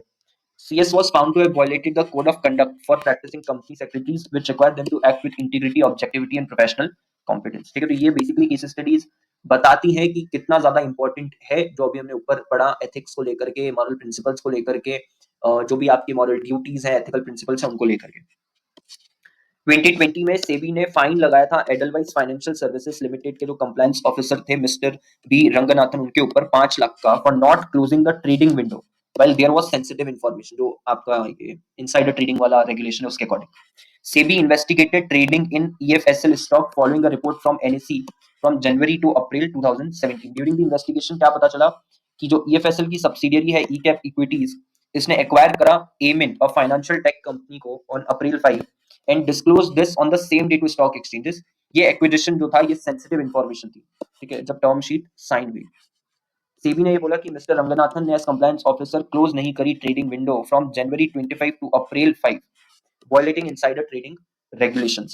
SEBI also noted he only began notifying the exchanges of trading window closures in January 2019। तो इसलिए सेबी ने क्या करा, 5 लाख जो है, ठीक है, उसका फाइन उनके ऊपर लगा दिया। देन उसके बाद जनवरी 22 में डिसिप्लिनरी कमिटी जो है आईसीएसआई की, उसने इंपोज करा पेनल्टी ऑफ ₹10,000 एंड रेप्रीमांड करा कंपनी सेक्रेटरी को on account of finding him guilty of professional misconduct, ठीक है, under the second schedule for not exercising due diligence, जब वो इशू कर रहे हैं compliance certificate, by stating that there were no allotment, transfer, transmission of securities during the financial year and wrongly certified the nominal value per share। 2018 में भी ICSI ने suspend करा था एक सीएस को from its membership for a period of 3 months for professional misconduct. Company secretary was found to have issued a certificate बिना proper verification of document के। Then 2021 में सेबी ने इंपोज करी थी पेनल्टी 10 लाख की कंपनी सेक्रेटरी के ऊपर for failing to disclose certain material information to the stock exchange in a timely manner. CS had violated the SEBI's listing obligations and disclosure requirement regulations। And again 2020 में ICSI ने suspend करा था, ठीक है, CS को from its membership for 3 months for professional misconduct. यहाँ पर क्या हुआ, found to have violated the ICSI's code of conduct and professional ethics, including making false statements and failing to maintain the confidentiality of client information। ठीक है, तो गलत गलत आपने स्टेटमेंट्स दिए हैं, कॉन्फिडेंशियलिटी जो है वो मेंटेन करके नहीं रखी। अब इसके बाद आता है एथिकल डिसीजन वर्कशीट। ठीक है, इसका मतलब क्या है कि जब आपको डिसीजन लेना है तो आप किस तरीके से लोगे। ठीक है, तो सबसे पहले आपको सिचुएशन का एनालिसिस करना है, चेक करना है कि आपके पास क्या क्या चॉइसेस हैं, ठीक है, एंड किस स्टेट पे, यानी क्या चीज आपको, अगर आप वो चुनते हो चॉइसेस जो भी आपके पास अवेलेबल है, तो क्या चीज ऐसी होगी जिसपे आपको कॉम्प्रोमाइज करना पड़ सकता है। ठीक है, देन उसके बाद फैक्ट्स को समझो, ठीक है, जो भी सिचुएशन के फैक्ट्स हैं, what are the facts and is anything required to be done, और क्या कुछ करने की भी जरूरत है या नहीं है। अंडरस्टैंड दी ऑप्शंस जो अवेलेबल है, ठीक है, क्या क्या ऑप्शंस आपके पास अवेलेबल है, एंड क्या कोई रूल रेगुलेशन लॉ या प्रोफेशनल एथिक्स आपके ऑप्शन को इन्फ्लुएंस करता है क्या। जैसे फॉर एग्जांपल कोई पर्टिकुलर ऑप्शन अवेलेबल है आपके पास, लेकिन लॉ के अकॉर्डिंग वो ऑप्शन जो है वो इलीगल है, वो गलत है, तो ऑब्वियसली आप वो नहीं चुन सकते, तो वो सब भी आपको यहाँ पर जो है देखना है।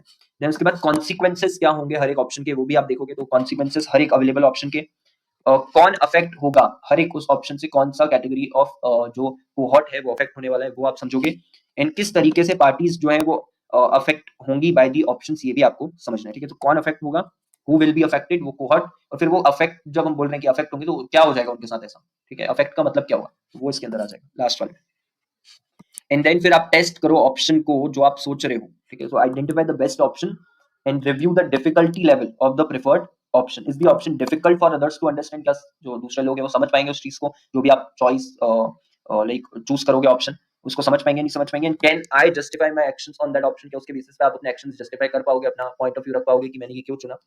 ठीक है, देन उसके बाद कैसे डिसीजन को इंप्लीमेंट करना चाहिए, वो भी यहाँ पर आ जाएगा। देन फिर ऑप्शन जो आपने चुना है वो ऑब्वियसली आपको एक्सप्लेन करना पड़ेगा, तो explain the actions, you should be able to justify them in a logical manner, and you should have kept the records of your decision. अगर कोई डिसीजन वगैरह आपने लिया है या कोई फ्रेमवर्क आपने फॉलो करा डिसीजन लेने के लिए, तो उससे रिलेटेड आपको रिकॉर्ड वगैरह भी मेंटेन करना है। फिर जो भी आपने ऑप्शन ले लिया, आप उसके ऊपर एक्ट करो, make a plan to implement your decision and reflect on the outcome, कि मेरा जो डिसीजन मैंने लिया वो उससे क्या हुआ। ठीक है, वो आप ऑब्वियसली रिव्यू करोगे, कौन अफेक्ट हुआ और कैसे अफेक्ट हुआ, वो आप इसमें देखोगे। तो पॉइंट्स बेसिकली आपको ध्यान में रखने, पॉइंट्स एक बार आप बता दो अंदर का, फिर आप लिख लोगे। सिचुएशन का एनालिसिस, फैक्ट्स को अंडरस्टैंड करना, ऑप्शंस जो जो अवेलेबल है वो अंडरस्टैंड करना, कॉन्सिक्वेंसेस क्या होंगे उन ऑप्शंस के उसको समझना, देन टेस्ट करना, ठीक है, जो भी ऑप्शन वगैरह आप लेने वाले हो, फिर एक्सप्लेन करना उस ऑप्शन को, उस ऑप्शन के ऊपर एक्ट करना, और जो भी आउटकम आएगा वो ऑप्शन के बाद में उस पर रिफ्लेक्ट करना। देन आईसीएसआई का कोड ऑफ कंडक्ट जो है, ठीक है, पर्पस क्या है कोड ऑफ कंडक्ट का? एथिकल बिहेवियर और गुड प्रैक्टिसेस प्रमोट करना, रॉन्ग डूइंग कोई ना करे उस चीज को डिस्करेज करना, and foster positive and productive relationships. इसका एम है to create a sense of community जिनके शेयर्ड वैल्यूज और गोल्स हो, कि यार ये चीजें जो है वो हम नहीं करेंगे, ये चीजें गलत होती है, ठीक है, और ये चीजें हम करेंगे जिससे कि हम ये पर्टिकुलर चीजें अचीव कर सकें।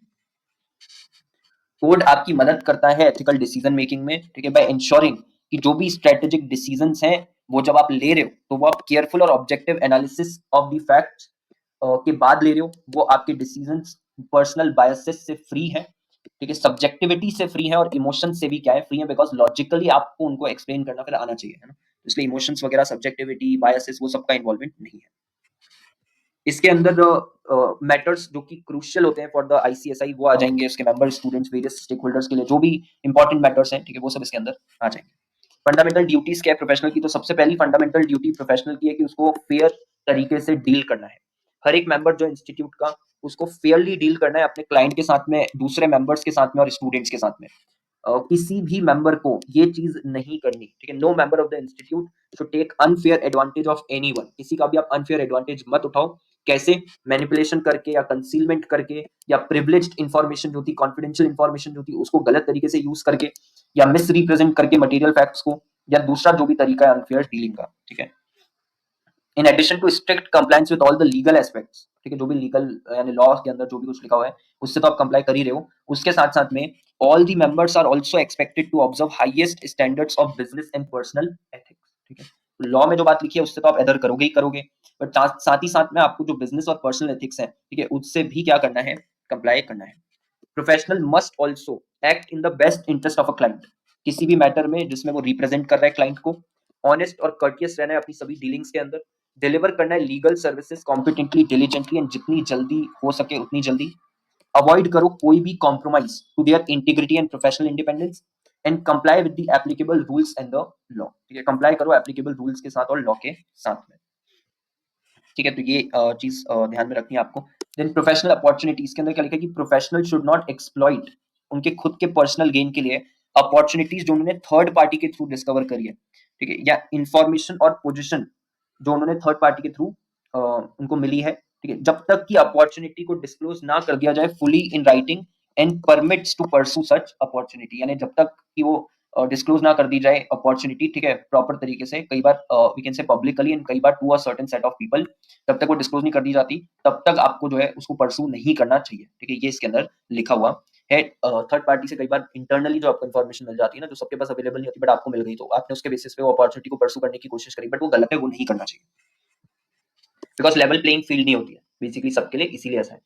मिस्टेक्स ऑफ अदर सोलिसिटर, इसके अंदर बोला है कि professional must not take unfair advantage of the obvious error of another professional या अदर पर्सन, ठीक है, दूसरे किसी से कुछ गलती हो गई तो उसका फायदा मत उठाओ, ठीक है। If to do so would obtain for a client a benefit which has no supportable foundation in law, या फिर एक मतलब दूसरे से कोई गलती हो गई और आप उसका बेनिफिट उठा रहे हो, ठीक है, अपने क्लाइंट के लिए, बट अगर वो गलती नहीं होती तो आप बेनिफिट नहीं उठा सकते थे, बिकॉज लॉ के अकॉर्डिंग या फैक्ट के अकॉर्डिंग पॉसिबल ही नहीं था, ठीक है, बट क्योंकि वो गलती हो गई सामने वाले से, इसलिए आपने वो बेनिफिट उठा लिया, तो वो भी करने की जरूरत नहीं है, वो भी क्या है, गलत है, ठीक है। देन कॉन्फिडेंशियलिटी, कॉन्फिडेंशियलिटी यार ये बार बार हम पढ़ चुके हैं कि आपको जो भी जानकारी मिलेगी आपको कॉन्फिडेंशियल रखना है, ठीक है, एंड आपको बेस्ट इंटरेस्ट में यूज करना है उसको ऑफ द क्लाइंट, आपको खुद के इंटरेस्ट में उसको यूज नहीं करना, ठीक है। उसके बाद अटमोस्ट केयर रखनी है आपको, जो भी आप कॉन्फिडेंशियल इंफॉर्मेशन के साथ डीलिंग कर रहे हो उस टाइम पर आपको उसको शेयर नहीं करना है, पास नहीं करना है किसी भी दूसरे पर्सन को, ठीक है, डायरेक्टली या indirectly without any authorisation from the client. Professional disclose नहीं करेगा इन्फॉर्मेशन, ठीक है, किसी भी ऐसे पर्सन को who is not a partner, promoter, director या employee of the firm of the professional, या प्रोफेशनल और एन एम्प्लॉय ऑफ या person otherwise engaged by the firm of professional or by an associated entity for the purpose of delivering या administrating legal services in relation to the client except the following, तो इनके साथ आप जरूर कर लो, ठीक है, इन केसेस में आप जरूर डिस्क्लोज कर सकते हो, बट अदरवाइज आपको जो है डिस्क्लोज नहीं करना। एक्सेप्ट द फॉलोइंग मतलब जहां पे क्लाइंट ने ही आपको अथॉरिटी दे दी है कि आप कर सकते हो डिस्क्लोज, तो कर दो। प्रोफेशनल इज परमिटेड या is compelled by law to disclose, law में आपको बोला जा रहा है कि यार आप करो डिस्क्लोज, तो करना पड़ेगा। Professional discloses the information in a confidential setting for the sole purpose of obtaining advice in connection with the solicitor's legal या ethical obligations. ठीक है, यानी आप जिसको भी बता रहे हो ना वो भी उस चीज को confidentially रखेगा. प्रोफेशनल डिस्क्लोज कर रहा है information for the sole purpose of avoiding the probable commission of a serious criminal offence. तो एक ऑफेंस ना हो जाए, उस ऑफेंस को प्रिवेंट करने के लिए आपने अगर इन्फॉर्मेशन डिस्क्लोज कर भी दी तो भी चलेगा, कोई दिक्कत नहीं है. एंड प्रोफेशनल डिस्क्लोज कर रहा है information for the purpose of preventing imminent serious physical harm, जो कि क्लाइंट को हो सकता है या दूसरे किसी पर्सन को हो सकता है. ठीक है. एंड लास्टली इन्फॉर्मेशन डिस्क्लोज करी जाती है इंश्योरर को ऑफ द प्रोफेशनल या एसोसिएटेड एंटिटी, जो आपका होता है ना प्रोफेशनल इंश्योरेंस. ठीक है, प्रोफेशनल लायबिलिटी इंश्योरेंस बेसिकली, तो वो जहां पे आप करवा रहे हो इंश्योरर से, उसको अगर आप डिस्क्लोज करते हो तो चलेगा, कोई दिक्कत नहीं. Inadvertent disclosure, a professional who reads part or all of the confidential material before becoming aware of its confidential status. मतलब आपको पता नहीं था कि वो चीज confidential है, बट आपने पढ़ लिया उसको, ठीक है, पूरा पढ़ लिया या पार्ट ऑफ दैट इन्फॉर्मेशन आपने पढ़ लिया, फिर बाद में आपको पता चला कि अरे यार ये तो जो है कॉन्फिडेंशियल थी, ये पढ़ना नहीं चाहिए थी, तो उस केस में क्या होगा, उस केस में आप नोटिफाई करो इस बारे में. ठीक है, नोटिफाई द सेम और the other person immediately and not read any more of the material. जैसे ही पता चल गया उसके बाद फिर आप नहीं पढ़ोगे. And if a professional is instructed by a client to read the confidential material, जो उसको गलती से मिल गया, तो सोलिसिटर जो है उसको रिफ्यूज कर देना चाहिए. ठीक है, मना कर दो आप. ठीक है, नहीं पढ़ना चाहिए आपको. देन conflict में क्या बोला है, each professional should avoid any conflict of interest with that of clients. A conflict of interest exist जहां पे इंटरेस्ट और बेनिफिट ऑफ वन पर्सन और एंटिटी, ठीक है, conflicts with the interest or benefits of the client. ठीक है, तो दूसरे के इंटरेस्ट बेसिकली क्लाइंट के इंटरेस्ट के साथ इन conflict है. The professional must avoid the situation जिसमें actually potential conflict of interest वाली सिचुएशन अराइज हो सकती है. ठीक है, ऐसे किसी भी उसको आप अवॉइड ही करो. देन ऐसी कोई भी सिचुएशन जिसमें दैट इन्वॉल्व्स या may involve a conflict of interest, वो आप प्रॉम्प्टली डिस्क्लोज करोगे. No transaction which involves an actual या potential conflict of interest should be undertaken by a professional. ऐसा कोई भी ट्रांजैक्शन आप अंडरटेक करो ही मत जिसमें एक्चुअल या पोटेंशियल conflict ऑफ इंटरेस्ट हो सकता है. Professional must not act for a client जहां पर भी there is a conflict between duty to serve the best interest of a client and the interest of the professional या associate of the professional, except जहां पे permitted है. तो ऐसा कोई भी आपको नहीं काम लेना है जहां पर conflict अब किसके बीच में आ जाए, आपके इंटरेस्ट या आपके एसोसिएट के इंटरेस्ट के बीच में और क्लाइंट के इंटरेस्ट के बीच में, वो तो आपको कंप्लीटली अवॉइड करना है. Then a professional must not exercise any undue influence, ठीक है, intended to dispose the client to benefit the professional in excess of the professional fair remuneration for legal services. मतलब आपको इस तरीके से जो है इन्फ्लुएंस एक्सरसाइज नहीं करना जिसके कारण, ठीक है, आप जो फेयर रेम्यूनरेशन होता है उससे ज्यादा लाइक आपको मिल जाए. ठीक है, तो बेसिकली आपको ऐसी कोशिश भी नहीं करनी. ठीक है, ये चीज यहाँ पर लिखी हुई है. Then professional must not borrow any money या nor assist an associate to borrow money या receiving a financial benefit from a third party in relation to any dealing जहां पे प्रोफेशनल क्लाइंट को रिप्रेजेंट कर रहा है. तो मतलब आप बेसिकली रिप्रेजेंट क्लाइंट को कर रहे हो और किसी थर्ड पार्टी से पैसा ले रहे हो, ठीक है, बोरो कर रहे हो पैसा, या पैसा आपको थर्ड पार्टी पे कर रही है तो आप एक्सेप्ट कर रहे हो, जिससे नेक्स्ट इसमें जो आपको पॉइंट दिया वो ये कि प्रोफेशनल जो है ना उसको बोरो नहीं करना है पैसा, ना ही अपने एसोसिएट की मदद मदद करनी है टू बोरो मनी या receiving a financial benefit from a third party, किसी भी ऐसी डीलिंग से रिलेटेड जहां पर प्रोफेशनल क्लाइंट को रिप्रेजेंट कर रहा है. तो आप रिप्रेजेंट क्लाइंट को कर रहे हो बट जो फाइनेंशियल बेनिफिट है, ठीक है, वो थर्ड पार्टी से रिसीव कर रहे हो या कोई बोरो कर रहे हो पैसा वगैरह, तो वो सब नहीं करना. एक तो ये चीज हो गई. दूसरी ये चीज हो गई कि कई बार क्या होता है ना, प्रोफेशनल अपने क्लाइंट को रेफर करते हैं किसी और पर्सन को. ठीक है, तो वो यहाँ आगे लिखा हुआ है, और फ्रॉम अनदर सर्विस प्रोवाइडर. आपको किसी भी लाइक प्रोफेशनल को पैसा वगैरह बोरो नहीं करना है, ना ही अपने एसोसिएट की मदद करनी है टू बोरो मनी या receive a financial benefit from another service provider to whom a client has been referred by the professional. कि अगर प्रोफेशनल ने क्लाइंट को रेफर करा है किसी और सर्विस प्रोवाइडर को, तो वो सर्विस प्रोवाइडर से आपको कोई पैसा बोरो नहीं करना है या एसोसिएट की मदद नहीं करनी है पैसा बोरो करने में, या कोई फाइनेंशियल बेनिफिट वगैरह नहीं लेना है. प्रोवाइडेड कि प्रोफेशनल जो है वो क्लाइंट को एडवाइस करे, क्या चीज को लेकर के एडवाइस करे जब ये आप रेफर कर रहे हो. ठीक है, इस वाली सिचुएशन में क्या चीज प्रोफेशनल बताएगा क्लाइंट को, बेसिकली एडवाइस करेगा कि जो कमीशन या बेनिफिट इज और may be payable to the professional, कि जब वो क्लाइंट को उस दूसरे सर्विस प्रोवाइडर को रेफर करेगा तो उससे प्रोफेशनल को क्या कमीशन मिलेगा, ठीक है, या उसको क्या बेनिफिट मिलेगा ये चीज करने से, ये आपको क्लाइंट को बतानी पड़ेगी, पहली चीज.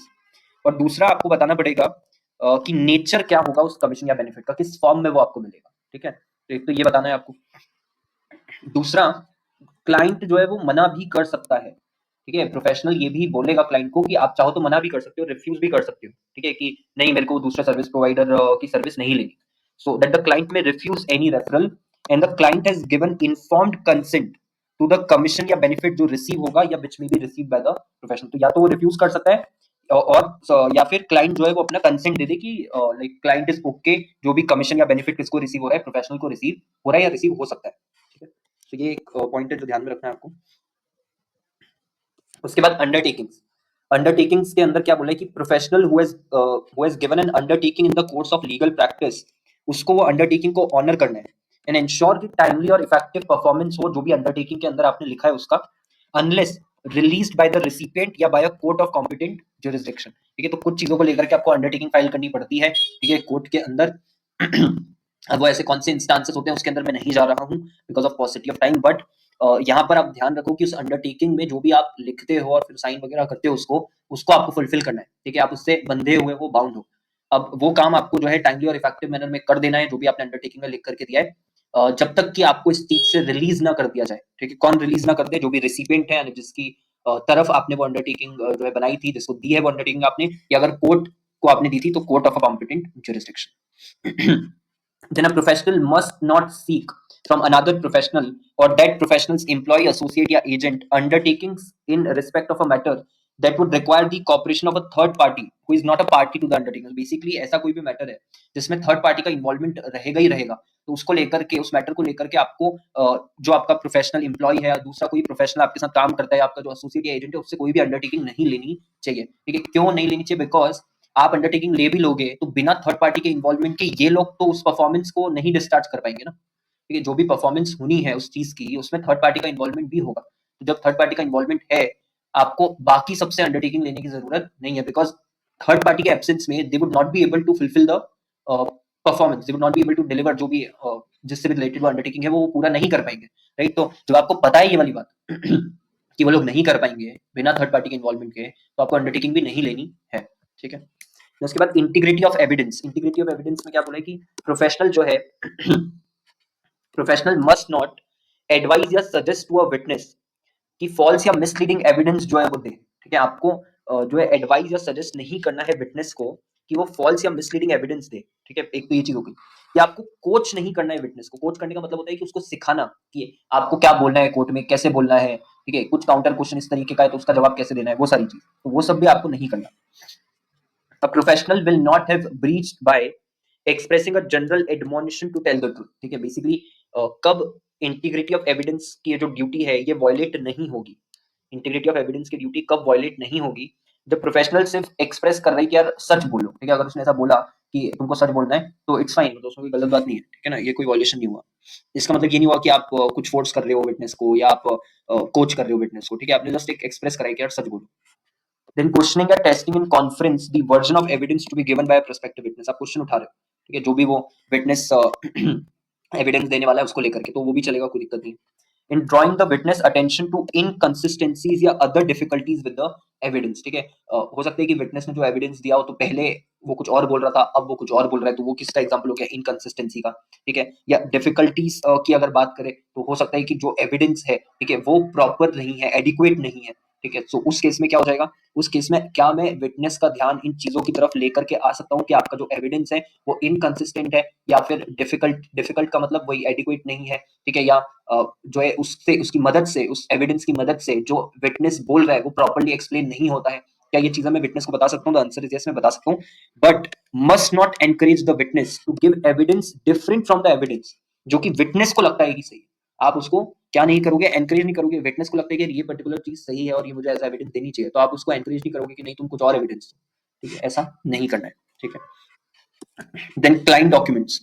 क्लाइंट डॉक्यूमेंट्स को लेकर क्या बोले कि professional with designated responsibility for a client's matter must ensure upon completion या termination of the law practice engagement कि क्लाइंट या फॉर्मर क्लाइंट जो है या जो भी दूसरा person authorized by the client या फॉर्मर क्लाइंट है, उसको क्लाइंट के सारे डॉक्यूमेंट्स आप वापस कर दो। तो जब ऑब्वियसली आपका कंप्लीशन हो जाएगा, जो भी आपको जिस भी असाइनमेंट के लिए हायर करा गया था, ठीक है, वो कंप्लीट हो जाएगा या आपको उससे टर्मिनेट कर दिया गया, तो उस केस में जो भी डॉक्यूमेंट्स थे आपके पास में, इंक्लूडिंग इलेक्ट्रॉनिक डॉक्यूमेंट्स वगैरह, वो सब आप क्या करोगे? क्लाइंट को, फॉर्मल क्लाइंट को या जिस भी पर्सन से वो आपको मिले थे उसको वापस कर दोगे जितनी जल्दी हो सके उतनी जल्दी, when requested to do so by the client unless there is an effective lien. Effective lien का मतलब क्या है कि अगर जैसे मान लो क्लाइंट ने आपके फीस का पैसा ही नहीं दिया, तो उस केस में क्या आप रिटेन करके रख सकते हो अपने पास में डॉक्यूमेंट्स वगैरह को या रिकॉर्ड्स वगैरह को जो भी क्लाइंट ने दिया था? द आंसर इज यस, रख सकते हो। तो उस केस में तो ये सही माना जाएगा। ठीक है, ये वॉयलेटिव नहीं माना जाएगा अगर इफेक्टिव लिएन है आपके पास। लेकिन अदरवाइज तो आपको क्या करना है, जैसे ही क्लाइंट रिक्वेस्ट करेगा आपको जल्दी से जल्दी वो चीज वापस कर देना है। And a professional may destroy client's document after a period of 7 years। ठीक है, कब से? सिंस द कंप्लीशन या termination of the engagement except when there are client instruction या लेजिस्लेशन टू द कॉन्ट्ररी। अगर क्लाइंट ने इंस्ट्रक्ट कराई कि नहीं आप अभी भी मेरे डॉक्यूमेंट संभाल के रखो, मेरे को जरूरत पड़ सकती है, तो आपको रखने पड़ेंगे। या लेजिस्लेशन यानी कि जो लॉ है उसके अंदर लिखा है, जैसे अभी तो लेजिस्लेशन में क्या लिखा हुआ है 7 साल, इसकी जगह 10 साल हो गया तो फिर 10 साल तक रखने पड़ेंगे। नॉर्मल टाइम पीरियड कितना है 7 years। ठीक है, 7 years के बाद में आप डिस्ट्रॉय कर सकते हो। डीलिंग विद अदर पर्सन, इसमें क्या बोला है कि professional must not in any action या communication associated with representing a client. मतलब जो भी आप क्लाइंट को जब रिप्रेजेंट कर रहे हो, ठीक है, उस टाइम पर कोई भी स्टेटमेंट वगैरह आपको नहीं देना जो कि ग्रॉसली एक्सीड करे लेजिटिमेट असर्शन को ऑफ द राइट्स या एंटाइटलमेंट ऑफ द क्लाइंट। मतलब कि आप बड़ा चढ़ा करके मत बताओ क्लाइंट को कि हाँ आपके पास ये भी राइट है, आप इस चीज के लिए भी एंटाइटल्ड हो, बल्कि एक्चुअली में ऐसा कुछ है ही नहीं।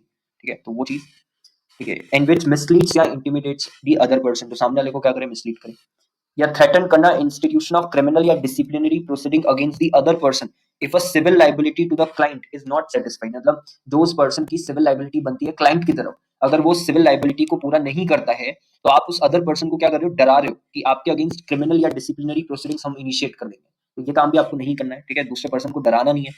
या टैक्टिक्स यूज कर रहे हो जो कि बियॉन्ड लेजिटिमेट एडवोकेसी हो and which are primarily design to embrace या टू एम्बेरस या फ्रस्ट्रेट अनदर पर्सन, जिससे सामने वाला व्यक्ति जो है वो परेशान हो जाए। तो ऐसा कोई भी काम नहीं करना आपको। ठीक है, इन द कंडक्ट या promotion of a professional practice solicitor must not seek instructions for the provision of legal services in a manner जो कि ऑप्रेस या हैरेस करे पर्सन को who by reason of some recent trauma या injury or other circumstances is or might reasonably be expected to be at a significant disadvantage in dealing with the solicitor at the time when the instructions are sought। तो basically क्या बोल रहे हैं कि यार आपको सामने वाले व्यक्ति को ऑपरेस या हैरेस नहीं करना है। ठीक है, आप बेसिकली क्या कर रहे हो, सिचुएशन का फायदा उठा रहे हो क्योंकि वो सामने वाला व्यक्ति किसी ट्रॉमा या इंजरी से सफर कर रहा है या उसके साथ कुछ ऐसा हो गया है जिससे उसको एक सेटबैक लगा है और आप उसका फायदा उठा रहे हो। वो चीज नहीं करना है, वो भी चीज क्या करी जाएगी, गलत मानी जाएगी। ठीक है, उसको माना जाएगा कि आप ऑपरेस या हैरेस कर रहे हो सामने वाले का। ठीक है, तो ये चीज ध्यान में रखो। देन एंटी डिस्क्रिमिनेशन या हैरेसमेंट, इसमें यही बोला है professional must not in the course of practice engage in conduct which constitutes discrimination, sexual harassment या वर्कप्लेस बुलिंग। ठीक है, या इसमें आप बुली बाय प्रॉक्सी भी आ जाएगा। बुली बाय प्रॉक्सी मतलब किसी और के थ्रू आप बुली करवा रहे हो। ठीक है, then dealing with the media, dealing with the media में आ जाएगा प्रोफेशनल मस्ट नॉट पब्लिश या take steps towards the publication of any material which is concerning the current proceedings जो प्रेजुडाइज कर सकता है फेयर ट्रायल को या एडमिनिस्ट्रेशन ऑफ जस्टिस। तो बेसिकली आपको ऐसी कोई भी चीज पब्लिश नहीं करनी है ये जिससे फेयर ट्रायल जो है, ठीक है, वो कॉम्प्रोमाइज हो या एडमिनिस्ट्रेशन ऑफ जस्टिस जो है वो कॉम्प्रोमाइज हो। ठीक है, तो झूठ झूठ पब्लिश मत करो जिससे आप अपने क्लाइंट को सही साबित कर सको, बल्कि एक्चुअली में अगर आपका क्लाइंट गलत है। ठीक है, तो इसका एक एग्जांपल हो गया। Then to adhere to practice promotion, advertising and solicitation rules, codes and legislation in use and avoid the conflict of interest। ठीक है, तो हर टाइम आप कंप्लाई करो यार इन सब चीजों से। ठीक है, जो रूल्स है, कोड्स है, लेजिस्लेशन है, एंड कंफ्लिक्ट ऑफ इंटरेस्ट क्या करोगे, अवॉइड करोगे। And maintaining public confidence and faith in the profession. ठीक है, सो ये पॉइंट्स आपको याद रखने हैं। अब एक बार पॉइंट्स जो है बस वो दोबारा से देख लेते हैं, जो हेडिंग्स थी पॉइंट्स की। ठीक है, ड्यूटीज के अंदर क्या क्या था, एक हो गया फेयर डीलिंग करना है आपको। देन प्रोफेशनल अपॉर्चुनिटी जो है वो आपको अगर अंडर द टेबल कोई जानकारी मिली है, अंदर अंदर से कोई जानकारी मिली है जो फुली डिस्क्लोज नहीं है, उसके बेसिस पे परसू नहीं करना। अदर सोलिसिटर की मिस्टेक का बेनिफिट नहीं लेना है, उठा मतलब फायदा नहीं उठाना है। कॉन्फिडेंशियलिटी मेंटेन करके रखनी है आपको। इनएडवर्टेंट डिस्क्लोजर जो यानी कि गलती से आपने कोई जानकारी पढ़ ली, ठीक है, जो कॉन्फिडेंशियल थी, तो आप या तो परमिशन अगर क्लाइंट की मिल गई तो फिर आप पढ़ लो। ठीक है, लेकिन अगर नहीं है तो फिर आपको नहीं पढ़ना चाहिए। कंफ्लिक्ट जो है वो आप ऑब्वियसली अवॉइड करोगे। ठीक है, देन अंडरटेकिंग वगैरह अगर आपने दिया तो आपको उससे अवॉइड करना है जो भी अंडरटेकिंग में लिखा है। Integrity of evidence, integrity of evidence यानी कि आपको कोच नहीं करना विटनेस को, उसको फोर्स नहीं करना, इन्फ्लुएंस नहीं करना कि वो उसको जो सही लगता है उससे हट करके कुछ बोले। ठीक है, देन उसके बाद क्लाइंट डॉक्यूमेंट्स जो है वो जैसे ही काम हो जाता है पूरा या टर्मिनेशन हो जाता है असाइनमेंट का, तो उसके बाद आपको रिटर्न कर देना है जब तक कि आपके पास कोई इफेक्टिव लिएन ना हो। ठीक है, उस केस में आप रख सकते हो, बट अगर इफेक्टिव लिएन नहीं है तो आप क्या करोगे, वापस कर दोगे। फिर एक टाइम पीरियड था 7 years, उसके बाद में डिस्ट्रॉय कर सकते हो।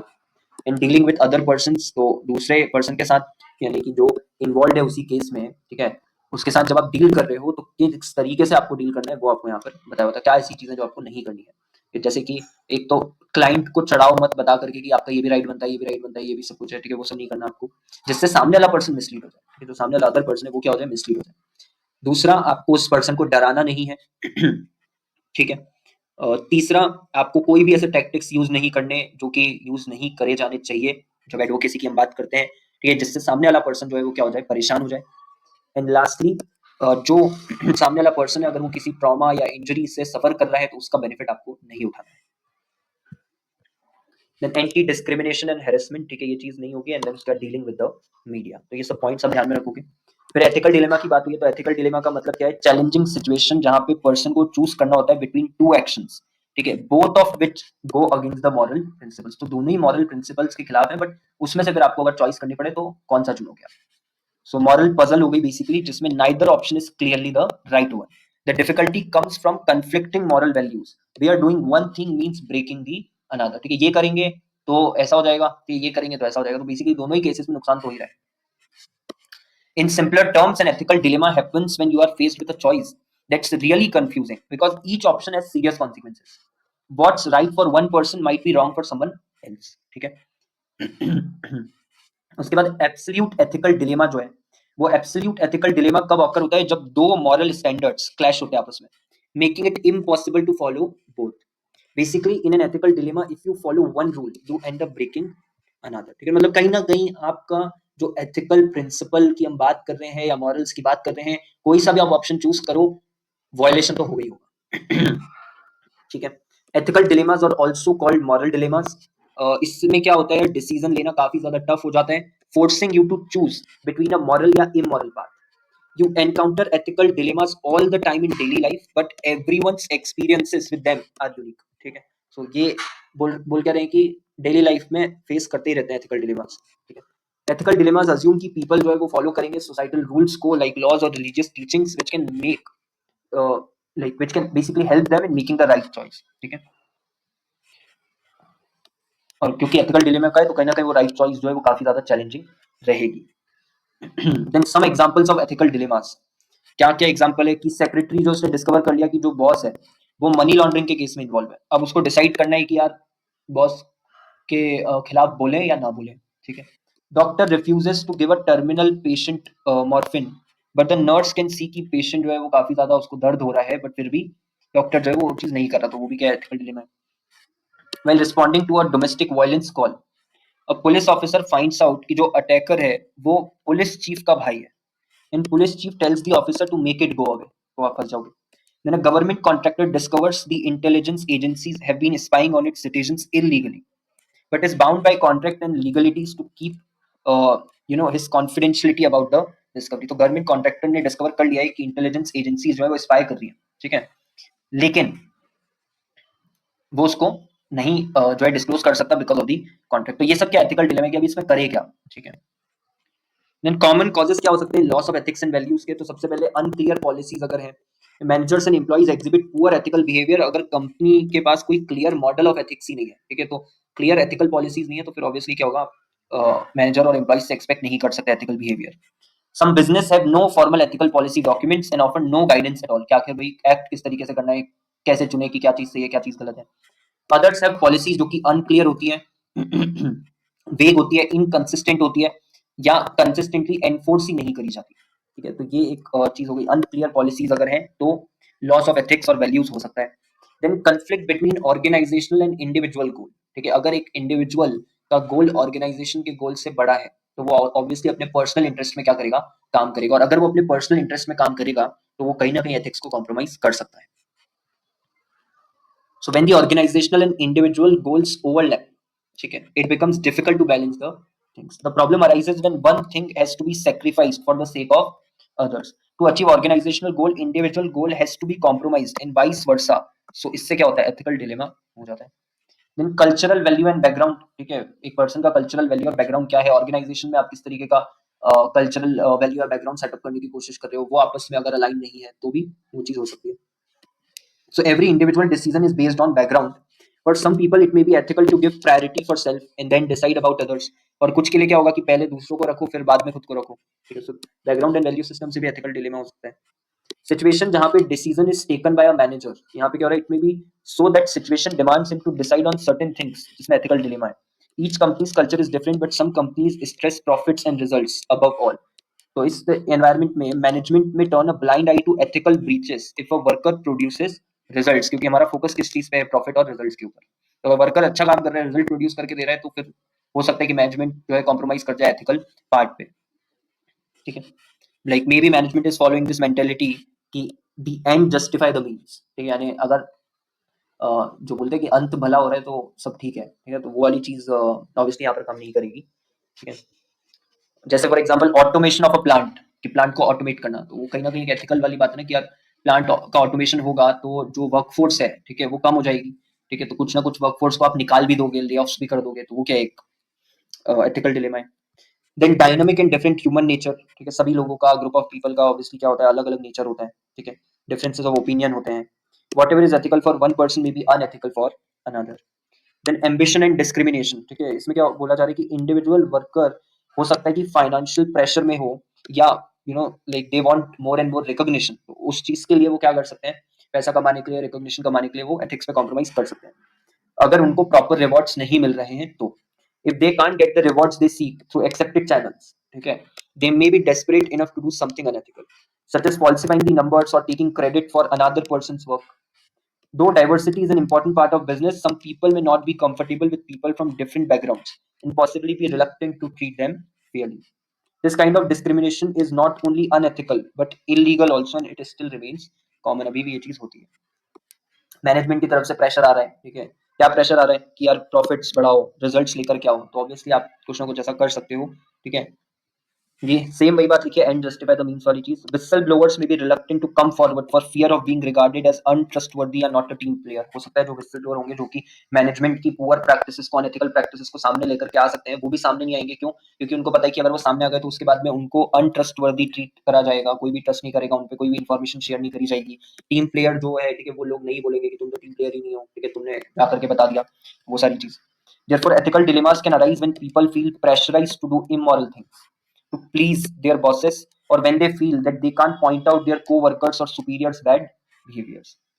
The negotiation skills, इसमें क्या बोले, while these factors can cause ethical dilemmas for workers within their own companies, doing business with other firms can also present opportunities for breaches. तो जब आप दूसरे किसी फर्म के साथ में बिजनेस करने वाले हो, वहां पर भी एथिकल चीजों को लेकर के कॉम्प्रोमाइजेस हो सकते हैं, जैसे pressure to get the very best deal या price from another business can cause some workers to negotiate in bad faith, या झूठ बोल देना, ठीक है, उनको, जिससे कि वो प्राइस दे दे जो हमको चाहिए, या डील उस तरीके की हो जाए जैसी हमको चाहिए। उसके बाद कन्फ्लिक्टिंग वैल्यूज, ठीक है, सबकी वैल्यूज अलग अलग होती है यार, so ethical dilemmas may occur because of conflicting values between two or more people in an organisation. Example, one manager may value product of quality over quantity, while another may value thriftiness, ठीक है, कि जल्दी जल्दी यार काम करो, ठीक है, जल्दी जल्दी बनाओ, क्वालिटी पे ध्यान मत दो, क्वालिटी पे कॉम्प्रोमाइज कर दो, क्वांटिटी पे ध्यान दो, वो वाली चीज। अब दीज मैनेजर्स में discuss changing to like cheaper supplier of a material used in production because of the potential to save money। कि अब जैसे एक व्यक्ति है वो क्वालिटी पे फोकस्ड है, तो वो तो क्या चाहेगा कि यार हम को मटेरियल जो है अच्छे से अच्छा मिले, ठीक है, चाहे उस पे पैसा लग जाए बट मटेरियल हमको अच्छे से अच्छा मिलना चाहिए। बट दूसरा मैनेजर जो है वो चाहता है कि पैसे बचाए जाए, तो अगर वो पैसे बचाने पे फोकस कर रहा है तो फिर वो उस सप्लायर के पास जाएगा जो कि आपको सस्ता माल दे दे, अब उसकी क्वालिटी कैसी भी हो, उससे आपको फर्क नहीं पड़ता, तो ये वाली चीज यहाँ पर आ जाएगी। तो फर्स्ट मैनेजर जो है वो ऑब्वियसली क्या करेगा, यहाँ पर ऑब्जेक्ट करेगा इस चीज को, बिकॉज ही नोज कि चीपर मटेरियल से जो प्रोडक्ट हम बनाएंगे वो लेसर क्वालिटी का होगा, जो कि कस्टमर्स के लिए अच्छी चीज नहीं है। Without a culture of shared values, least ethical choice जो है उसको अप्रूव करा जा सकता है, तो ये एक चीज है जो ध्यान में रखनी है कि अगर ये देख रहे हो ना आप, दोनों की वैल्यू आपस में मैच नहीं हो रही है, ठीक है, अलाइन नहीं हो रही है, तो उस कारण से क्या हो सकता है कि जो दूसरा वाला मैनेजर है जो पैसे के बचाने पे ज्यादा फोकस कर रहा है, हो सकता है उसकी चॉइस अप्रूव हो जाए, उससे नुकसान होगा सबका। देन ओईसीडी जो है उसने डिस्क्राइब करें various principles on corporate governance, और उसमें से एक प्रिंसिपल है डिस्क्लोजर एंड ट्रांसपेरेंसी का, ठीक है। ये क्या स्टेट करता है कि कॉर्पोरेट गवर्नेंस फ्रेमवर्क इस तरीके का होना चाहिए कि टाइमली एंड एक्यूरेट डिस्क्लोजर हो सके सभी मटेरियल मैटर्स का, जो भी कंपनी से रिलेटेड या कॉर्पोरेशन से रिलेटेड है, including information related to financial situation, performance, ownership and governance of the company. एक ऑर्गेनाइजेशन ट्रांसपेरेंसी चेकलिस्ट जो है, ठीक है, it includes the below mention trades, ठीक है। सो बेसिकली ट्रांसपेरेंसी चेकलिस्ट मतलब ऑर्गेनाइजेशन ट्रांसपेरेंट है या नहीं है, वो चेक आप कैसे करोगे, तो उसके पॉइंट्स दिए भैया। अब ये इस पे जो है एक बार क्वेश्चन आ चुका है, ठीक है। सो सबसे पहले बोर्ड मीटिंग्स, तो डेट टाइम लोकेशन जो है बोर्ड मीटिंग की, है ना, वो कन्वे कर दी जाए at least 1 week in advance of the meetings. Then financial disclosure statements, non profit should consider posting their audited financial statements on their website. Freedom of information legislation, ठीक है, यानी कि कोई भी जो पर्सन है वो जो भी उसको जानकारी चाहिए उसको एक्सेस कर सके, उसको लेकर के एक लेजिस्लेशन जो है वो होना चाहिए, जैसे हमारे इसमें राइट टू इंफॉर्मेशन हो गया, ठीक है, उस वही बात हो रही है, राइट टू नो, ठीक है। देन बजटरी रिव्यूज कंडक्ट होने चाहिए, जो बजट बना करके रखे हैं, ठीक है, उससे रिलेटेड रिव्यूज। एनुअल ऑडिट होना चाहिए, एनुअल रिपोर्ट जो है वो पोस्ट करी जानी चाहिए ऑर्गेनाइजेशन की वेबसाइट पे।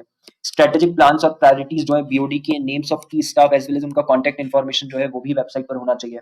स्ट्रेट टॉकिंग लीडरशिप, मतलब कि सही सही, जिसको बोलते हैं थोड़ा सा मुंहफट, ठीक है ना, स्ट्रेट टॉकिंग। तो स्ट्रेट फॉरवर्ड मैनर में जो चल रहा है, जो चीज सही चल रही है उसको वैसा बताओ, जो चीज गलत चल रही है उसको वैसा बताओ। ओपन कल्चर एंड ऑपरेशंस होने चाहिए। डिस्क्लोज पार्टनरशिप्स, यहाँ पर जिसके भी साथ पार्टनरशिप करे उसे पता होना चाहिए। Frank open communication including good and bad both, and core values और कोड ऑफ कंडक्ट भी प्रॉपर्ली कम्युनिकेटेड होना चाहिए। फिर उसके बाद में how to resolve ethical dilemma, तो इसको लेकर के आपको ये बताया हुआ है कि थिंक अबाउट द आउटकम्स। अगर आप खुद को ऐसी ही किसी सिचुएशन में पाते हो जिसमें एथिकल डिलेमा इन्वॉल्व है, you can resolve a right versus right dilemma by finding the highest right, ठीक है। तो दो ऑप्शन है आपके सामने, दोनों ही सही है, तो फिर कौन सा चुनोगे? तो जो सबसे ज्यादा सही हो, ठीक है, वो आप चुनोगे। तीन तरीके हैं to make the best choice जब आपको डिलेमा फेस हो रहा है तब। पहला है एंड्स बेस्ड, ठीक है। एंड्स बेस्ड का मतलब सेलेक्ट द ऑप्शन जो जनरेट करे most good for the most people, ठीक है। रूल बेस्ड में क्या है? Choose as if you are creating a universal standard, यानी कि जब आप चूज करोगे तो वो सब लोग फिर फॉलो करने लग जाएंगे, ठीक है। इस सोच के साथ आप चूज करो कि वो क्या चीज है जो would be the best option. Follow the standard that you want others to follow. And care based का मतलब है choose as if you are one most affected by your decision, ठीक है। दो एक्चुअली में हो सकता है कि आपने जो डिसीजन लिया उसका शायद आपको नुकसान ना हो बट बाकी लोगों को हो, बट आप उस तरीके से चुनो कि आपको भी अगर नुकसान हो तो आप उस सिचुएशन में क्या करोगे, ठीक है, उस चीज का ध्यान रखते हुए। तो तीन यार, एंड बेस्ड, रूल बेस्ड और care based.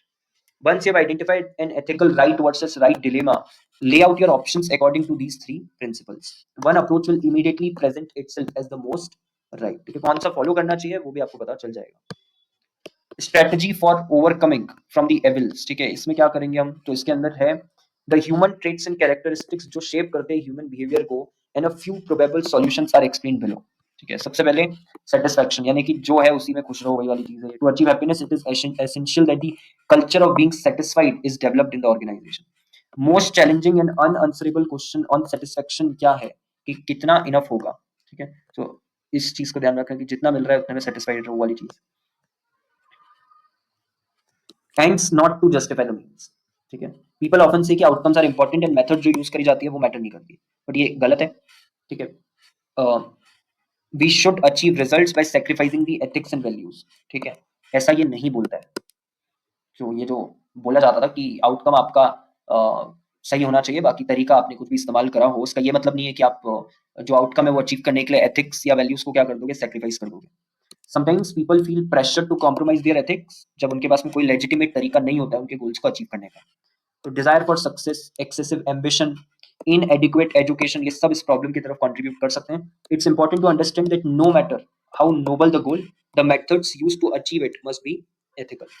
Even if a questionable या unethical action leads to a positive outcome, it doesn't make the method acceptable, ठीक है, वो चीज सही नहीं है।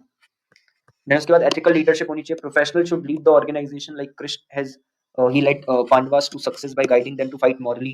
It is the duty of the leader driving the organization to ensure use of proper and ethical means. And it is equally essential कि leader जो है, ठीक है, leader walks the talk and sets an example of good governance and ethical leadership. तो ये walks the talk का मतलब कि जो होता है ना कि आप जो है जो बोल रहे हो, ठीक है, वो आप करो भी। ऐसा नहीं होना चाहिए कि बस हवाबाजी हो रही है, ठीक है। सो वॉक द टॉक का मतलब है जो आप बोलते हो वो आपको करना भी है। देन उसके बाद कैरेक्टर। कैरेक्टर में professional should always consider this old item: if character is lost, everything is lost. So the item amply highlights the importance of good character. Character is generally built or earned by virtues like courage, honesty, values, and ethics. Great leaders and eminent personalities are judged by their character. A good character is synonymous to reliability, ठीक है। Basic से points है और आप खुद से भी explain कर सकते हो। उसके बाद ये रिसेंट केसेस आपको दिए हैं वैल्यूज, एथिक्स और प्रोफेशनल कंडक्ट पे, ठीक है। तो ये पंजाब नेशनल बैंक का केस आपको दिया है जिसके अंदर स्कैम हुआ था 11,300 करोड़ का, ठीक है। इलीगल इशुएंस जो है हुए थे of letter of undertaking to Nirav Modi without credit limits या फिर collaterals. The scam unfolded over 6 years with some bank officials जो थे वो भी इसके अंदर क्या थे? इन्वॉल्व थे। जो बैंक में काम करते हैं लोग वो भी इन्वॉल्व थे। की इवेंट्स और एक्शंस के बारे में आपको यहाँ पर बताया हुआ है कि एफआईआर इन्वेस्टिगेशन हुई, ठीक है। सीबीआई ने ऑब्वियसली इन्वेस्टिगेट करा था इसको। एनफोर्समेंट एक्शन जो है वो लिया गया, मनी लॉन्ड्रिंग का केस था, असेट सीज करे गए, ठीक है, पासपोर्ट्स वगैरह सस्पेंड करे गए। And arrest and seizure, CBI ने अरेस्ट करा बैंक एम्प्लॉइज को और एग्जीक्यूटिव्स को of Nirav Modi's firm, sealing properties and seizing luxurious cars. Legal proceedings वगैरह इनिशिएट करी गई, कोर्ट ने वारंट्स इशू करे including a UK arrest warrant against Nirav Modi who was subsequently arrested and held in a UK prison. RBI का response क्या है कि उसने डिसकंटिन्यू कर दिया ये जो लेटर ऑफ अंडरटेकिंग होता है ना फॉर ट्रेड क्रेडिट्स देना, इस प्रैक्टिस को ही डिसकंटिन्यू कर दिया and ordered real time reconciliation of nostro accounts to prevent future frauds. अब नॉस्ट्रो अकाउंट क्या होता है, ठीक है, वो उसके अंदर मैं अभी यहाँ पर नहीं जा सकता एक्सप्लेन करने के लिए, बट बस आप ये समझ जाओ कि डिसकंटिन्यू करा एलओयू को और फिर क्या करने लगे, रियल टाइम बेसिस पे रिकंसिलिएशन करने लगे कि कौन अगर आपने किसी को ट्रेड क्रेडिट दिया भी है तो कितना दिया रियल टाइम में बता रहे हैं, ठीक है, बाद में सेटलमेंट नहीं होगा, रियल टाइम में होगा।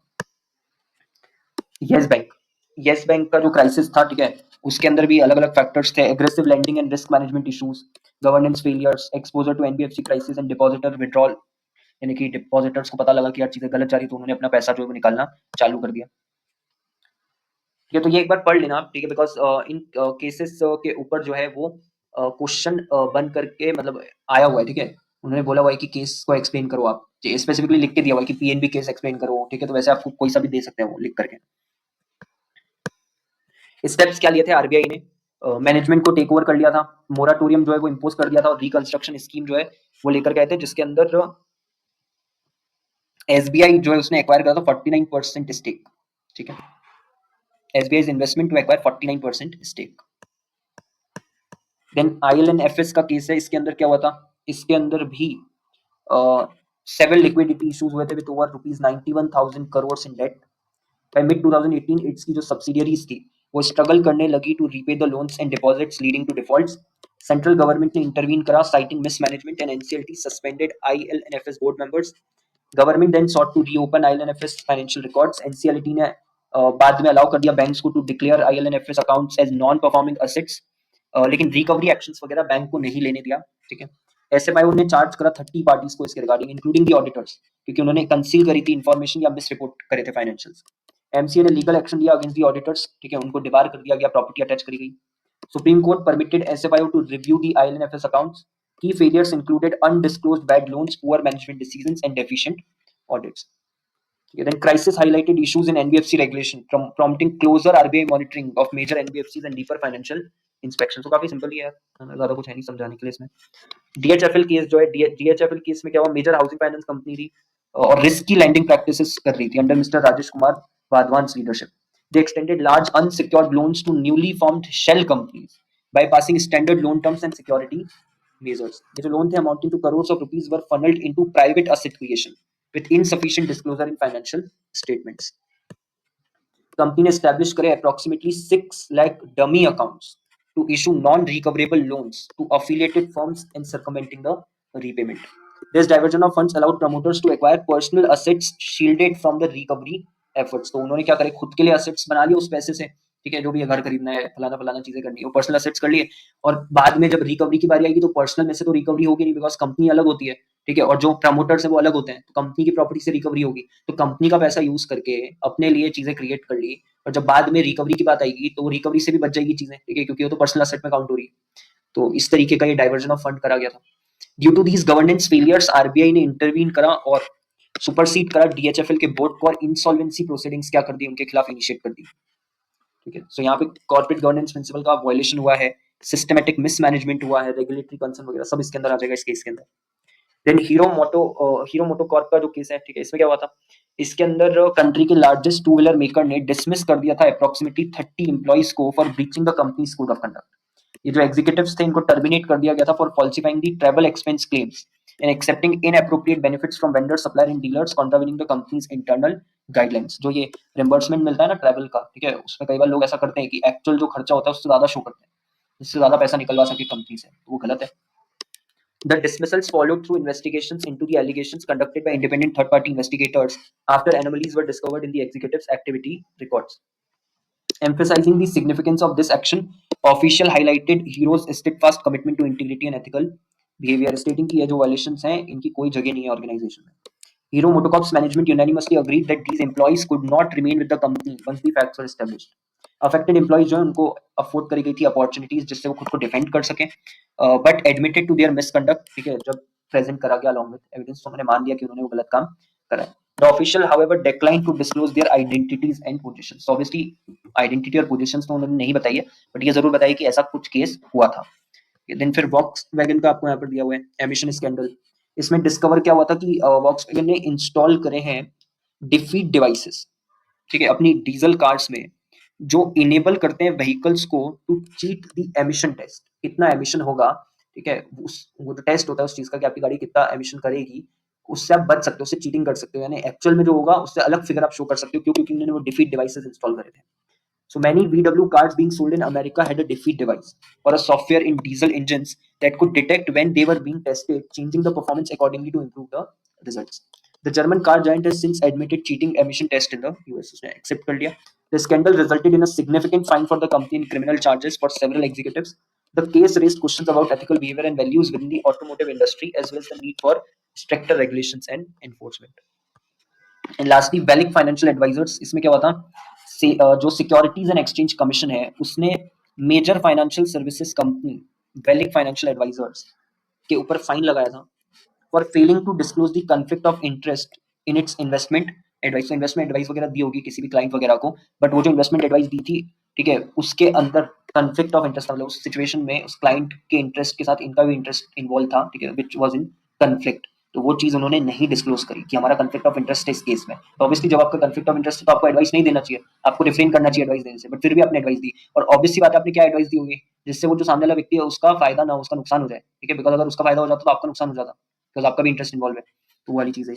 So SEC charged VFA for making false and misleading a statement about and otherwise failing to disclose conflicts related to its receipt of millions of dollars of financial benefits from client mutual fund investments. SEC found कि company ने recommend करे investments that generated higher fees for the company itself, even if they were not in the best interest of their client. तो client के interest में नहीं थी वो advice, खुद के interest में थी, because उनको और ज्यादा fees मिलती। This violated the company's fiduciary duty to act in the best interest of their client. तो ये सब केसेस आपको ध्यान रखना, एक बार उन्होंने पूछा हुआ है डायरेक्टली ही, है ना। अब डिस्कस करने हैं चैप्टर नंबर 5 के जो क्वेश्चंस हैं। तो इसमें आप आओ, सबसे पहले चैप्टर नंबर 5 के अंदर जो टॉपिक पहला था इंट्रोडक्शन, इसमें कोई क्वेश्चन नहीं है, ठीक है। टाइप्स ऑफ ब्रांचेस और एथिक्स वाला जो हमने पढ़ा था, है ना, नेक्स्ट वाला, इसमें आपसे पूछा है कि डिस्टिंग्विश करो between Meta ethics and applied ethics. 3 marks में आया हुआ है तो सीधा सीधा क्वेश्चन है यार, ये मेटा एथिक्स लिखना है आपको और अप्लाइड एथिक्स लिखना है। उसके बाद टॉपिक 3 जो है आपका की डिफरेंसेस, इस पे क्वेश्चन आया हुआ है कि as a CS prepare a note differentiating between concept of ethics and values, 5 marks में। और एक और क्वेश्चन आया हुआ है स्टेट की differences between ethics and values, 3 marks में। एक बार जून 2019 में आया था, एक बार जून 22 में आया हुआ है। अच्छा, अब यहाँ पर ना आपको एक बात का ध्यान रखना है, ठीक है, आपको मार्क्स के बेसिस पे डिसाइड नहीं करना है कि कितने पॉइंट्स लिखने हैं, ठीक है, ये गलती करते हैं स्टूडेंट्स, आपको ये गलती नहीं करनी है।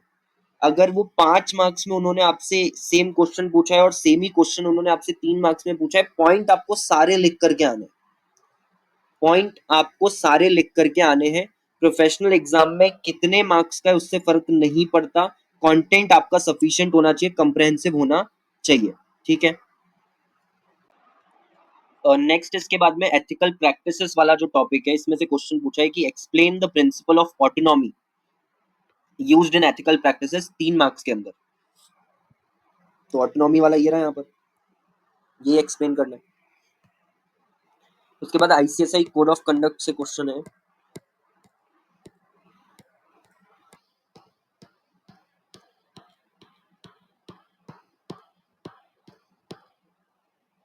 पूछा है explain the concept of integrity and conflict of interest.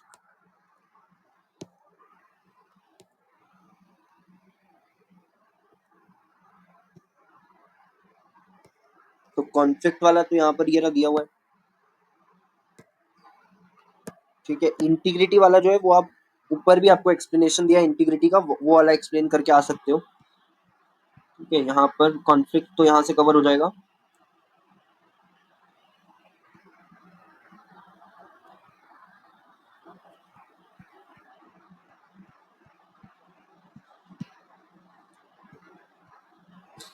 यहाँ पर आप देखो ये इंटीग्रिटी वाला दिया हुआ है,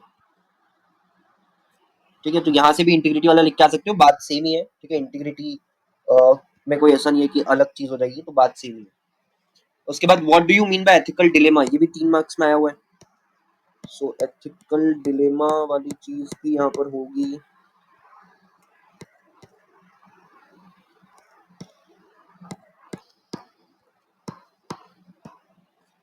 दिया हुआ है आपको एथिकल डिलेमा क्या होता है, वही पूरा बस एक्सप्लेन करना है, 3 मार्क्स में आया हुआ है। एग्जाम्पल्स भी आप देके आ सकते हो ना इसमें, एक्सप्लेनेशन देने के साथ साथ में एग्जाम्पल भी मेंशन करके आ जाओ तो थोड़ा स्टैंड आउट हो जाएगा आपका आंसर। बट आप देखोगे कि ज्यादातर इसमें जो आपसे क्वेश्चंस पूछे जा रहे हैं इस पर्टिकुलर चैप्टर में से, है ना, वो आपसे 3 मार्क्स के पूछे जा रहे हैं। अब हालांकि हम ओल्ड सिलेबस के अभी तक हमने जो क्वेश्चन देखे वो ओल्ड सिलेबस के देखे हैं, तो ओल्ड सिलेबस में मेनली 3 मार्क्स का पूछा जाता था ज्यादातर। उसके बाद पूछा explain the common causes of loss of ethics and values, ये पूछा है 5 मार्क्स में। Common causes of loss of ethics and values, है ना, ये आपको 5 पॉइंट्स जो इसमें दिए हैं, 5 भी नहीं, इसमें कितने पॉइंट्स हैं, 8 पॉइंट्स जो 9 पॉइंट्स जो इसके अंदर दिए हुए हैं, ठीक है, 9 पॉइंट्स इसमें दिए, 9 के 9 पॉइंट्स आपको इसके अंदर लिख करके आने थे। जैसा मैंने बोला मार्क्स से फर्क नहीं पड़ता, तो 5 का है तो ऐसा नहीं करना आपको कि आप 5 ही लिख के आ रहे हो, पॉइंट आपको सारे लिख करके आने पड़ेंगे। उसके बाद explain ethical dilemma with 2 examples, खुद से उन्होंने बोल दिया कि एग्जांपल भी मेंशन करो, और एग्जांपल भी हमने पढ़े, ऊपर है एग्जांपल्स भी, तो पहले एक्सप्लेन कर दो एग्जांपल के साथ। उसके बाद when tracked in a situation that the approach does not work, it can be resolved by a right versus right dilemma by finding the highest right. With reference to this, write the 3 ways to make the best choice when faced with these type of dilemma. अब इसके अंदर क्या चीज लिख करके आनी है आपको, यहाँ पर इन्होंने ये भी दिया है आपको, ये देखो, how to resolve ethical dilemma में Kidder wrote that there are 3 ways to make the best choice when faced with this type of dilemma, जो यही सेम लाइन आपको दी है ना, you can resolve a right versus right dilemma by finding the highest right, ये लिख करके आना था आपको इसके अंदर, एंड बेस्ड, रूल बेस्ड और केयर बेस्ड, ठीक है, ये चीज लिखनी है बेसिकली इसके अंदर। तो ये आपका इस टॉपिक में फॉल करेगा और इस टॉपिक में भी फॉल करेगा, ऊपर वाले में, है ना, दोनों में फॉल करेगा ये बेसिकली जो आपका क्वेश्चन है, ठीक है। क्यों? बिकॉज पहले इस क्वेश्चन में आपसे पूछा explain ethical dilemma with 2 examples, और फिर आपसे पूछा है कि 3 वेज बता दो, ये दोनों में आएगा, ठीक है। उसके बाद strategy for overcoming from the evils, ठीक है, इसमें बोला है ILFS fraud was the largest corporate fraud in India and triggered a slow down in the economy, इल्यूसिडेट the statement covering की किस तरीके से फ्रॉड जो है वो करा गया था इस केस में। तो यहाँ पर जो केसेस दिए हुए हैं आपको लास्ट में, रिसेंट केसेस जो दिए हुए हैं, इसमें ILFS का भी दिया हुआ है, ये रहा ILFS केस, ये शॉर्ट में पॉइंट्स में ही बताया हुआ है इसके अंदर, आपको बुक में आप देखोगे तो बहुत सारा डिटेल दिया हुआ है मॉड्यूल में, बट यहाँ पर आपको जो उसकी समरी है जो आप एग्जाम में लिख करके आ सकते हो आसानी से, वो आपको यहाँ पर दी हुई है। लास्ट वाला जो हमारा क्वेश्चन है न्यू सिलेबस का क्वेश्चन है, जो जून 24 में पूछा हुआ है आपसे, state the case details of Punjab national bank which was based on values ethics and professional conduct and due to which RBI of India has to discontinue the practice of LOUs या FLCs for trade credits for import into India. ये आपसे 5 marks से पूछा, तो इसमें भी आपसे इन्होंने केस के बारे में ही पूछ लिया है सीधे, पंजाब नेशनल बैंक का केस है, ये भी आपको शॉर्ट में दिया हुआ है तो आप यहाँ से लिख दोगे, ठीक है। तो इतने ही क्वेश्चंस है इसके अंदर, ज्यादातर क्वेश्चंस आपने देखे कि डायरेक्ट ही है ना, और न्यू सिलेबस के अंदर अगर हम देखें तो केस जरूर उन्होंने अभी तक पूछा हुआ है, तो ये केसेस भी अच्छे से करके जाने हैं, बिकॉज डायरेक्टली केस भी आपसे वो पूछ सकते हैं कि उसमें क्या हुआ था। अब इस चैप्टर के अंदर या क्वेश्चंस के अंदर कोई भी डाउट है तो वो आपको मेरे साथ डिस्कस कर लेना है।